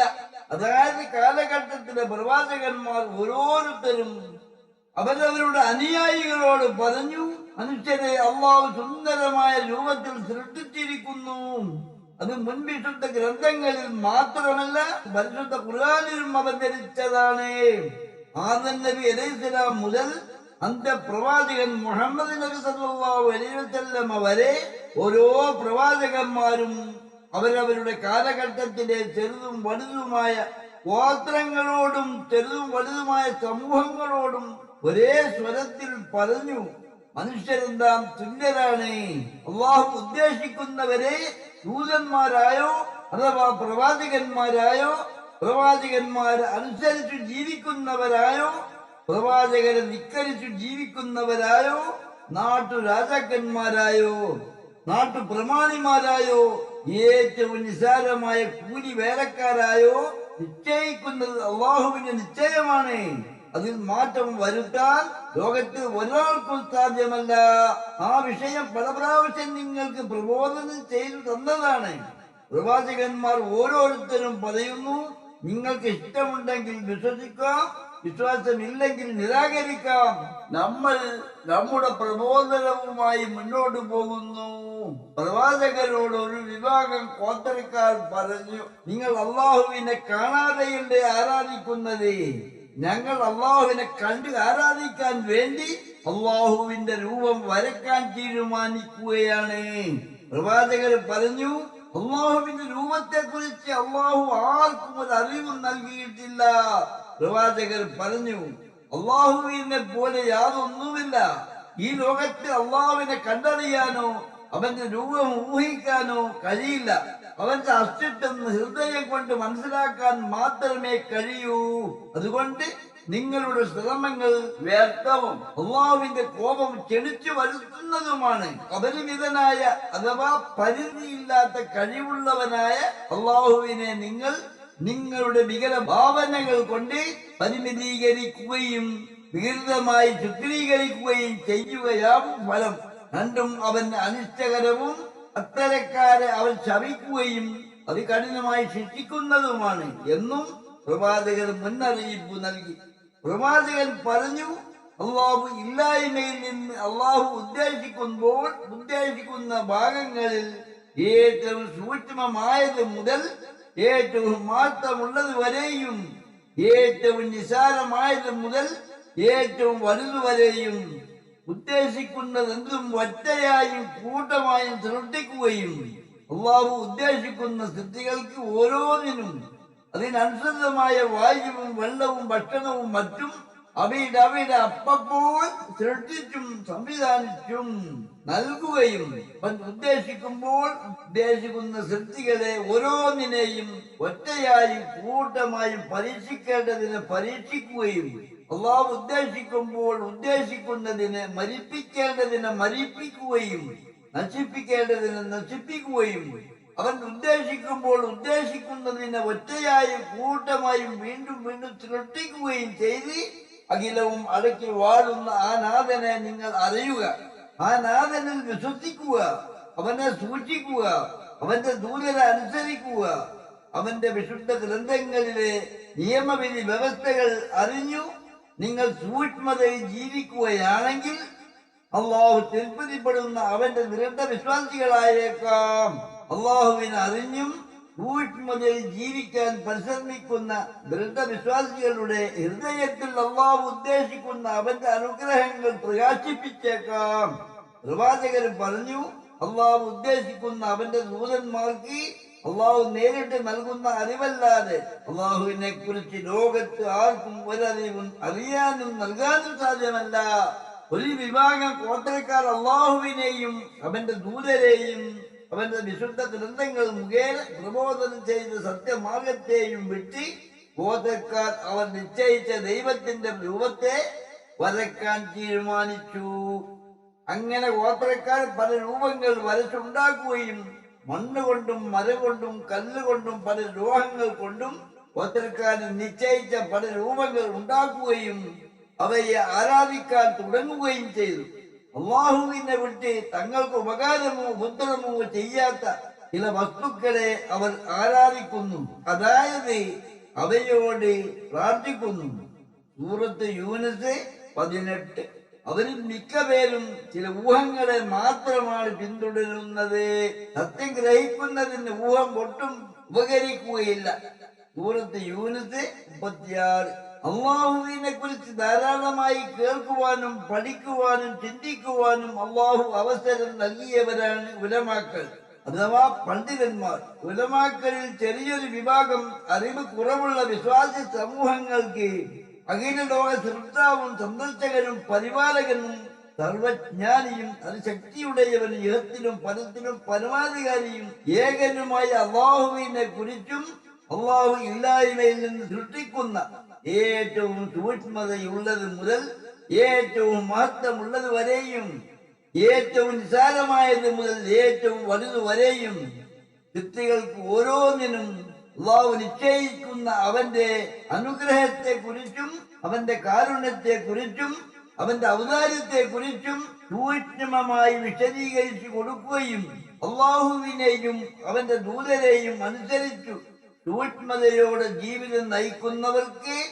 അള്ളാഹു ഇഹത്തിലും പരത്തിലും നൽകുന്ന അനുഗ്രഹങ്ങളെ കുറിച്ചും ശാശ്വതമല്ലാത്ത ഈ ലോകത്തെ കുറിച്ചും ശാശ്വതമായ പരലോകത്തെ കുറിച്ചും മരണശേഷം ഉണ്ടാകുന്ന ബർസഖി ജീവിതത്തിന്റെ അവസ്ഥകളെ കുറിച്ചും സർവ്വരെയും ഒരുമിച്ച് കൂട്ടുന്ന അതിഭീകരവും അതിദീർഘവുമായ അന്ത്യനാളിനെ കുറിച്ചും അന്ത്യനാളിലെ അവസ്ഥകളെ കുറിച്ചും അള്ളാഹുവിനെയും അവന്റെ ദൂതരെയും അനുസരിച്ച് ജീവിക്കണമെന്ന് ആഗ്രഹിക്കുന്നവർക്ക് അള്ളാഹു ഔദാര്യമായി നൽകുന്ന അവന്റെ ചെറുതും വലുതുമായ പരീക്ഷണങ്ങൾ സഹിച്ചും ക്ഷമിച്ചും ഏറ്റവും നന്മയായതിൽ മുന്നേറുന്നവർക്ക് അതിനനുസൃതമായി നൽകുന്ന സ്വർഗീയ സുഖസൗകര്യങ്ങളെ കുറിച്ചും അള്ളാഹുവിനെയും അവന്റെ ദൂതരെയും അനുസരിക്കാതെ ധിക്കരിച്ചു ജീവിക്കുന്നവർക്ക് നൽകുന്ന ചെറുതും വലുതുമായ പല വിധേനയുള്ള പരീക്ഷണങ്ങളെ കുറിച്ചും ശാശ്വതമായ നരകശിക്ഷയെ കുറിച്ചും സൂക്ഷ്മമായി വിശദീകരിച്ചു കൊടുക്കുന്ന ഒരു വിഭാഗം ഉലമാക്കൾ അവർ ഈ ലോകത്തും പരലോകത്തും വിജയികളാണ്. മറ്റൊരു വിഭാഗം ഉലമാക്കൾ അള്ളാഹുവിനെ കുറിച്ചും ധാരാളമായി കേൾക്കുകയും പഠിക്കുകയും ചിന്തിക്കുകയും ചെയ്യുന്നു. ഭൗതികതയ്ക്ക് ഊന്നൽ നൽകി ജീവിതം നയിക്കുന്നത് കൊണ്ട് നിർബന്ധ നിസ്കാരങ്ങളും മറ്റു നിർബന്ധ കർമ്മങ്ങളും സുന്നത്തുകളും നിർവഹിക്കുന്നതിൽ ചിലതെല്ലാം കൃത്യനിഷ്ഠത പാലിക്കാതെ വിട്ടുപോവുകയും ചിലതെല്ലാം കൃത്യനിഷ്ഠത പാലിക്കാൻ പരിശ്രമിക്കുകയും ചെയ്യുന്നു.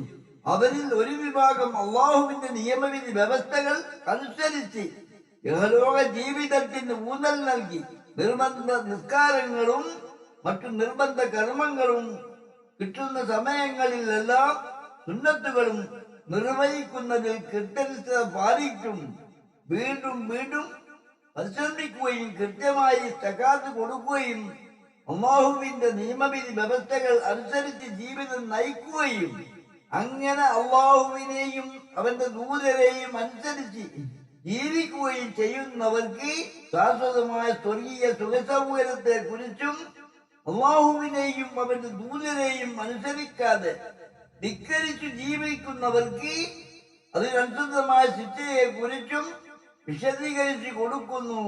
ചിലർ സമയം കിട്ടുമ്പോൾ എല്ലാം വിശദീകരിച്ചു കൊടുക്കും. അള്ളാഹുവിനെ കുറിച്ച് ധാരാളമായി കേൾക്കുകയും പഠിക്കുകയും ചിന്തിക്കുകയും ചെയ്യുന്ന മറ്റൊരു വിഭാഗം ഉലമാക്കൾ മറ്റുള്ളവരെ ഉപദേശിക്കാനോ പ്രബോധനം ചെയ്യാനോ അവർ പരിശ്രമിക്കാറില്ല. അവരിൽ ഒരു വിഭാഗം അനുസരിച്ച് അള്ളാഹുവിനെ സൂക്ഷിച്ചും അവന്റെ റസൂലിനനുസരിച്ചും നിയമവിധി വ്യവസ്ഥകൾ ഗൗനിച്ചും സൂക്ഷ്മതയിൽ ജീവിക്കുന്നവരായുണ്ട്. മറ്റുള്ളവർക്ക് പ്രബോധനം ചെയ്യാനൊന്നും അവർ പരിശ്രമിക്കാറില്ല. മതപരമായി ആരെങ്കിലും എന്തെങ്കിലും ചോദിച്ചാൽ അവർക്ക് അറിയുന്നത് അവർ പറഞ്ഞു കൊടുക്കും. ഇവരും നമ്മളും എല്ലാവരും അള്ളാഹുവിലേക്ക് മടങ്ങി പോകേണ്ടവരാണെന്ന് ഓർക്കുക. അബൂ ഹുറൈറ റളിയല്ലാഹുവിൽ നിന്നും നിവേദനം, അല്ലാഹുവിന്റെ റസൂൽ സ്വല്ലല്ലാഹു അലൈഹി വസല്ലം പറഞ്ഞു, നിങ്ങളെല്ലാവരും ഭരണകർത്താക്കളാണ്. നിങ്ങളെല്ലാവരും അവരുടെ ഭരണീയരെ കുറിച്ച് ചോദ്യം ചെയ്യപ്പെടുന്നവരുമാണ്. പുരുഷൻ തന്റെ വീട്ടുകാരുടെ ഭരണകർത്താവും തന്റെ ഭരണീയരെ കുറിച്ച് ചോദ്യം ചെയ്യപ്പെടുന്നവനുമാണ്. സ്ത്രീ അവളുടെ ഭർത്താവിന്റെ വീട്ടിൽ ഭരണാധികാരിയും അവളുടെ ഭരണീയരെ കുറിച്ച് ചോദ്യം ചെയ്യപ്പെടുന്നവളുമാണ്. മകൻ പിതാവിന്റെ സ്വത്തിന്റെ ഭരണാധികാരിയും തന്റെ ഭരണീയരെ കുറിച്ച് ചോദ്യം ചെയ്യപ്പെടുന്നവരുമാണ്. വേലക്കാരൻ മുതലാളിയുടെ സ്വത്തിന്റെ ഭരണകർത്താവും തന്റെ ഭരണീയരെ കുറിച്ച് ചോദ്യം ചെയ്യപ്പെടുന്നവനുമാണ്. സഹീഹുൽ ബുഖാരി 5200, സഹീഹുൽ മുസ്ലിം 1829. അബൂ സഈദിൽ ഖുദരി തങ്ങളെ തൊട്ട് റിപ്പോർട്ട്, ഖിയാമത്ത് നാളിലെ ഒരു ദിവസം 50,000 വർഷത്തിന് തുല്യമാണ് എന്ന ആയത്ത് ഇറങ്ങി. അപ്പോൾ നബി തങ്ങളോട് ചോദിക്കപ്പെട്ടു, ഇത്രയും നീളമുള്ള ദിവസമോ? നബി തങ്ങൾ പറഞ്ഞു, എന്റെ ശരീരം ആരുടെ കരങ്ങളിൽ ആണ് അവനെ തന്നെയാണ് സത്യം. മുസ്ലിമീങ്ങളായ നല്ല സത്യവിശ്വാസികൾക്ക് ഇത് വളരെ കുറഞ്ഞ സമയമായി അനുഭവപ്പെടും. അതായത് ദുനിയാവിൽ വെറുതായ നിസ്കാരം നിസ്കരിക്കാൻ വേണ്ടി ഉപയോഗിക്കുന്ന അത്ര സമയം മാത്രം ഇബ്നു ഹിബ്ബാൻ വയക്കയുടെ വസിയത്ത് എന്ന രൂപത്തിൽ എല്ലാവരോടും പറയാനുള്ളത്, തിരുനബി സ്വല്ലല്ലാഹു അലൈഹി വസല്ലമ തങ്ങൾ പറഞ്ഞ ഈ തിരുവചനമാണ്, നമ്മൾ എല്ലാവരും ഭരണകർത്താക്കളാണ്. നിങ്ങളുടെ ഓരോരുത്തരുടെയും കീഴിലുള്ളവരെ സംബന്ധിച്ച് അല്ലാഹു നിങ്ങളോട് ചോദിക്കും. നേതാവ് ഭരണകർത്താവാണ്. തന്റെ അണികളെ സംബന്ധിച്ച് അയാൾ ചോദ്യം ചെയ്യപ്പെടും. പുരുഷൻ അവന്റെ കുടുംബത്തിന്റെ ഭരണകർത്താവാണ്. തന്റെ കുടുംബത്തെ നോക്കി നടത്തിയതിനെ സംബന്ധിച്ച് അല്ലാഹു അവരെ വിചാരണ ചെയ്യും. സ്ത്രീ അവളുടെ ഭർത്താവിന്റെ കീഴിലുള്ള വീടിന്റെയും സ്വന്തം മക്കളുടെയും ഭരണാധികാരിയാണ്. അവരെ എങ്ങനെ പരിപാലിച്ചു എന്നതിനെ സംബന്ധിച്ചു അവൾ ചോദ്യം ചെയ്യപ്പെടും. മകൻ പിതാവിന്റെ സമ്പത്തിന്റെ ഭരണാധികാരിയാണ്. അതിനെ സംബന്ധിച്ച് അവനോട് ചോദിക്കും. മുതലാളിയുടെ സ്വത്ത് നോക്കി നടത്തുന്ന വേലക്കാരൻ അവന്റെ മുതലാളിയുടെ സ്വത്തിന്റെ ഭരണാധികാരിയാണ്. അതിനെ സംബന്ധിച്ച് അവന് ചോദ്യം ചെയ്യപ്പെടും. ഈ തിരുവചനം എല്ലാ മനുഷ്യർക്കുമുള്ള കടുത്ത താക്കീതത്രേ. മേൽപ്പറഞ്ഞ കാര്യങ്ങൾ നൽകപ്പെട്ട ബുദ്ധിയും പക്വതയുമുള്ള ഒരാളും ഇതിൽ നിന്നൊഴിവാകുകയില്ല. ഓരോ മഹല്ലിനും നേതൃത്വം കൊടുക്കുന്ന പണ്ഡിതന്മാർക്ക് ആ മഹല്ലിലെ നിവാസികളെ സംബന്ധിച്ചും അവരുടെ ദീനീ പുരോഗതിയെ സംബന്ധിച്ചും തങ്ങൾ ചോദ്യം ചെയ്യപ്പെടുമെന്ന ഉറച്ച വിശ്വാസം ഉണ്ടായിരിക്കുക നിർബന്ധമാണ്. മഹല്ല് കമ്മിറ്റിക്കാർക്കും അവരുടെ നിവാസികളുടെ ദീനിന്റെ പുരോഗതിക്ക് തങ്ങൾ എന്ത് ചെയ്തു എന്ന ചോദ്യം നേരിടേണ്ടി വരും. സംഘടനകളുടെ നേതൃത്വം വഹിക്കുന്ന ആളുകൾക്കും അനുയായികളുടെ ദീനീ പുരോഗതിക്കും അവരുടെ ഈമാനിന്റെ ഉയർച്ചക്കും തങ്ങൾ എന്ത് ചെയ്തു എന്ന ചോദ്യം നേരിടേണ്ടി വരും. ചുരുക്കത്തിൽ ഓരോ ആൾക്കും താൻ വഹിക്കുന്ന ഉത്തരവാദിത്വത്തിന്റെ പരിധിയിൽ ആ ഉത്തരവാദിത്വം കൃത്യമായി നിർവഹിച്ചു എന്ന ചോദ്യത്തിന് മറുപടി പറയാതെ മഹ്ശറയിൽ രക്ഷപ്പെടാൻ സാധ്യമല്ല എന്നതാണ് പരമാർത്ഥം. ഓരോ വ്യക്തിക്കും 3 നിലക്ക് ചോദ്യം ചെയ്യപ്പെടും. സ്വന്തത്തെ കുറിച്ചും മറ്റുള്ളവരെ കുറിച്ചും തനിക്ക് സ്വന്തമാക്കി തന്നതും അമാനത്തായി എത്തിച്ചു തന്നതുമായ സ്വത്തുവകകളെ കുറിച്ചും ചോദ്യം ചെയ്യപ്പെടും. ഇത് വിപുലമായ ഒരു അധ്യായമാണ്. അല്ലാഹു തനിക്കു നൽകിയ അറിവ്, കഴിവ്, ആരോഗ്യം, സമയം, അവസരം, സ്ഥാനമാനങ്ങൾ, ഉത്തരവാദിത്വങ്ങൾ, ചുമതലകൾ, കർത്തവ്യങ്ങൾ, നേതൃത്വം, അധികാരം, പ്രത്യേകാധികാരങ്ങളും പ്രത്യേക പദവികളും.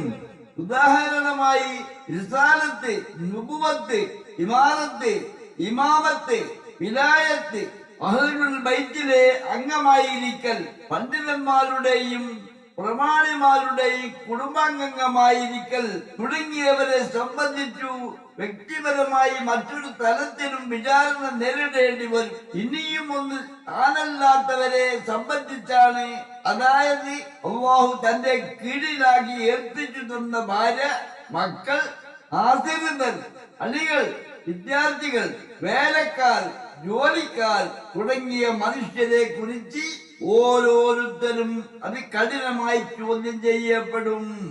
അതിനുശേഷമാണ് തനിക്ക് കീഴ്പ്പെടുത്തി തന്നതും തന്നെ നോക്കാൻ ഏൽപ്പിച്ചതുമായ സ്വത്തുവകകളെ കുറിച്ചുള്ള വിചാരണ. താങ്കളുടെ നാഥൻ തന്റെ നീതി കൊണ്ട് അവർക്കിടയിൽ വിധി കൽപ്പിക്കുക തന്നെ ചെയ്യും. മലക്കുകളും റൂഹും അവങ്കിലേക്ക് കയറിപ്പോകുന്ന 50,000 കൊല്ലത്തെ നീളമുള്ള ഒരു ദിവസത്തിൽ അത് സംഭവിക്കും. സൂറത്തുൽ മാരിജ് 4. വെറുതെയല്ല, വിചാരണ നാളിൽ 50,000 കൊല്ലത്തെ ദൈർഘ്യം വേണമെന്ന് അല്ലാഹു നിശ്ചയിച്ചത്. ചെറുതോ വലുതോ ആകട്ടെ, അധികാരത്തിനും നേതൃത്വത്തിനുമായി പരക്കം പായുന്ന ഉലമാക്കളും ഉമറാക്കളും മതപരമായ അറിവ് കുറവുള്ള ഈമാൻ ദാഹികളായ പുരുഷന്മാരും സ്ത്രീകളും അടങ്ങിയ വിശ്വാസി സമൂഹങ്ങളോട് അല്ലാഹുവിന്റെ ഖുർആനും അവന്റെ പ്രവാചകരും നിഷിദ്ധമാക്കിയ പലിശ പോലുള്ളവയുടെയും മറ്റും ശിക്ഷയുടെ ഗൗരവത്തെ വീണ്ടും വീണ്ടും മനസ്സിലാക്കി കൊടുക്കാതെ ജീവിതത്തിന്റെ സർവ മേഖലകളിലും വീഴ്ച വരുത്തിയവർ ഓരോ കാര്യത്തിനും അത് സൂക്ഷ്മമായി തന്നെ വിചാരണ ചെയ്യപ്പെടേണ്ടത് സാമാന്യ നീതിയുടെ ഭാഗമാണല്ലോ. അല്ലാഹു പലിശയെ നശിപ്പിക്കുകയും അല്ലാഹുവിന്റെ പ്രീതി ആഗ്രഹിച്ച് ചെയ്യുന്ന ദാനധർമ്മങ്ങളെ വളർത്തുകയും ചെയ്യും. നന്ദി കെട്ടവരും കുറ്റവാളികളുമായ ആരെയും അല്ലാഹു ഇഷ്ടപ്പെടുകയില്ല. സൂറത്തുൽ ബഖറ 276. ജാബിർ റളിയല്ലാഹു നിന്ന് പലിശ ഭക്ഷിപ്പിക്കുന്നവനെയും അതിന്റെ പ്രമാണം എഴുതിയവനെയും അതിന് സാക്ഷി നിന്നവനെയും അല്ലാഹുവിന്റെ റസൂൽ സ്വല്ലല്ലാഹു അലൈഹി വസല്ലം ശപിച്ചിരിക്കുന്നു. മുസ്ലിം. പലിശ ഭക്ഷിക്കുന്നവരുടെ ധർമ്മം ജിഹാദ്, ഹജ്ജ്, കുടുംബ ബന്ധം പാലിക്കൽ മുതലായ സൽക്കർമ്മങ്ങളൊന്നും സ്വീകരിക്കപ്പെടുന്നതല്ല. ഇബ്നു അബ്ബാസ് റളിയല്ലാഹു പ്രസ്താവിച്ചിരിക്കുന്നു, പലിശ ഇടപാട് നടത്തിയവരാരായാലും അതിനോട് പശ്ചാത്തപിക്കാൻ ആവശ്യപ്പെടേണ്ടതാണ്. പശ്ചാത്തപിച്ചാൽ തീർച്ചയായും അല്ലാഹു സ്വീകരിക്കുക തന്നെ ചെയ്യും. അല്ലാത്ത പക്ഷം അവന്റെ പരലോക ജീവിതം ഭയാനകമാണ്.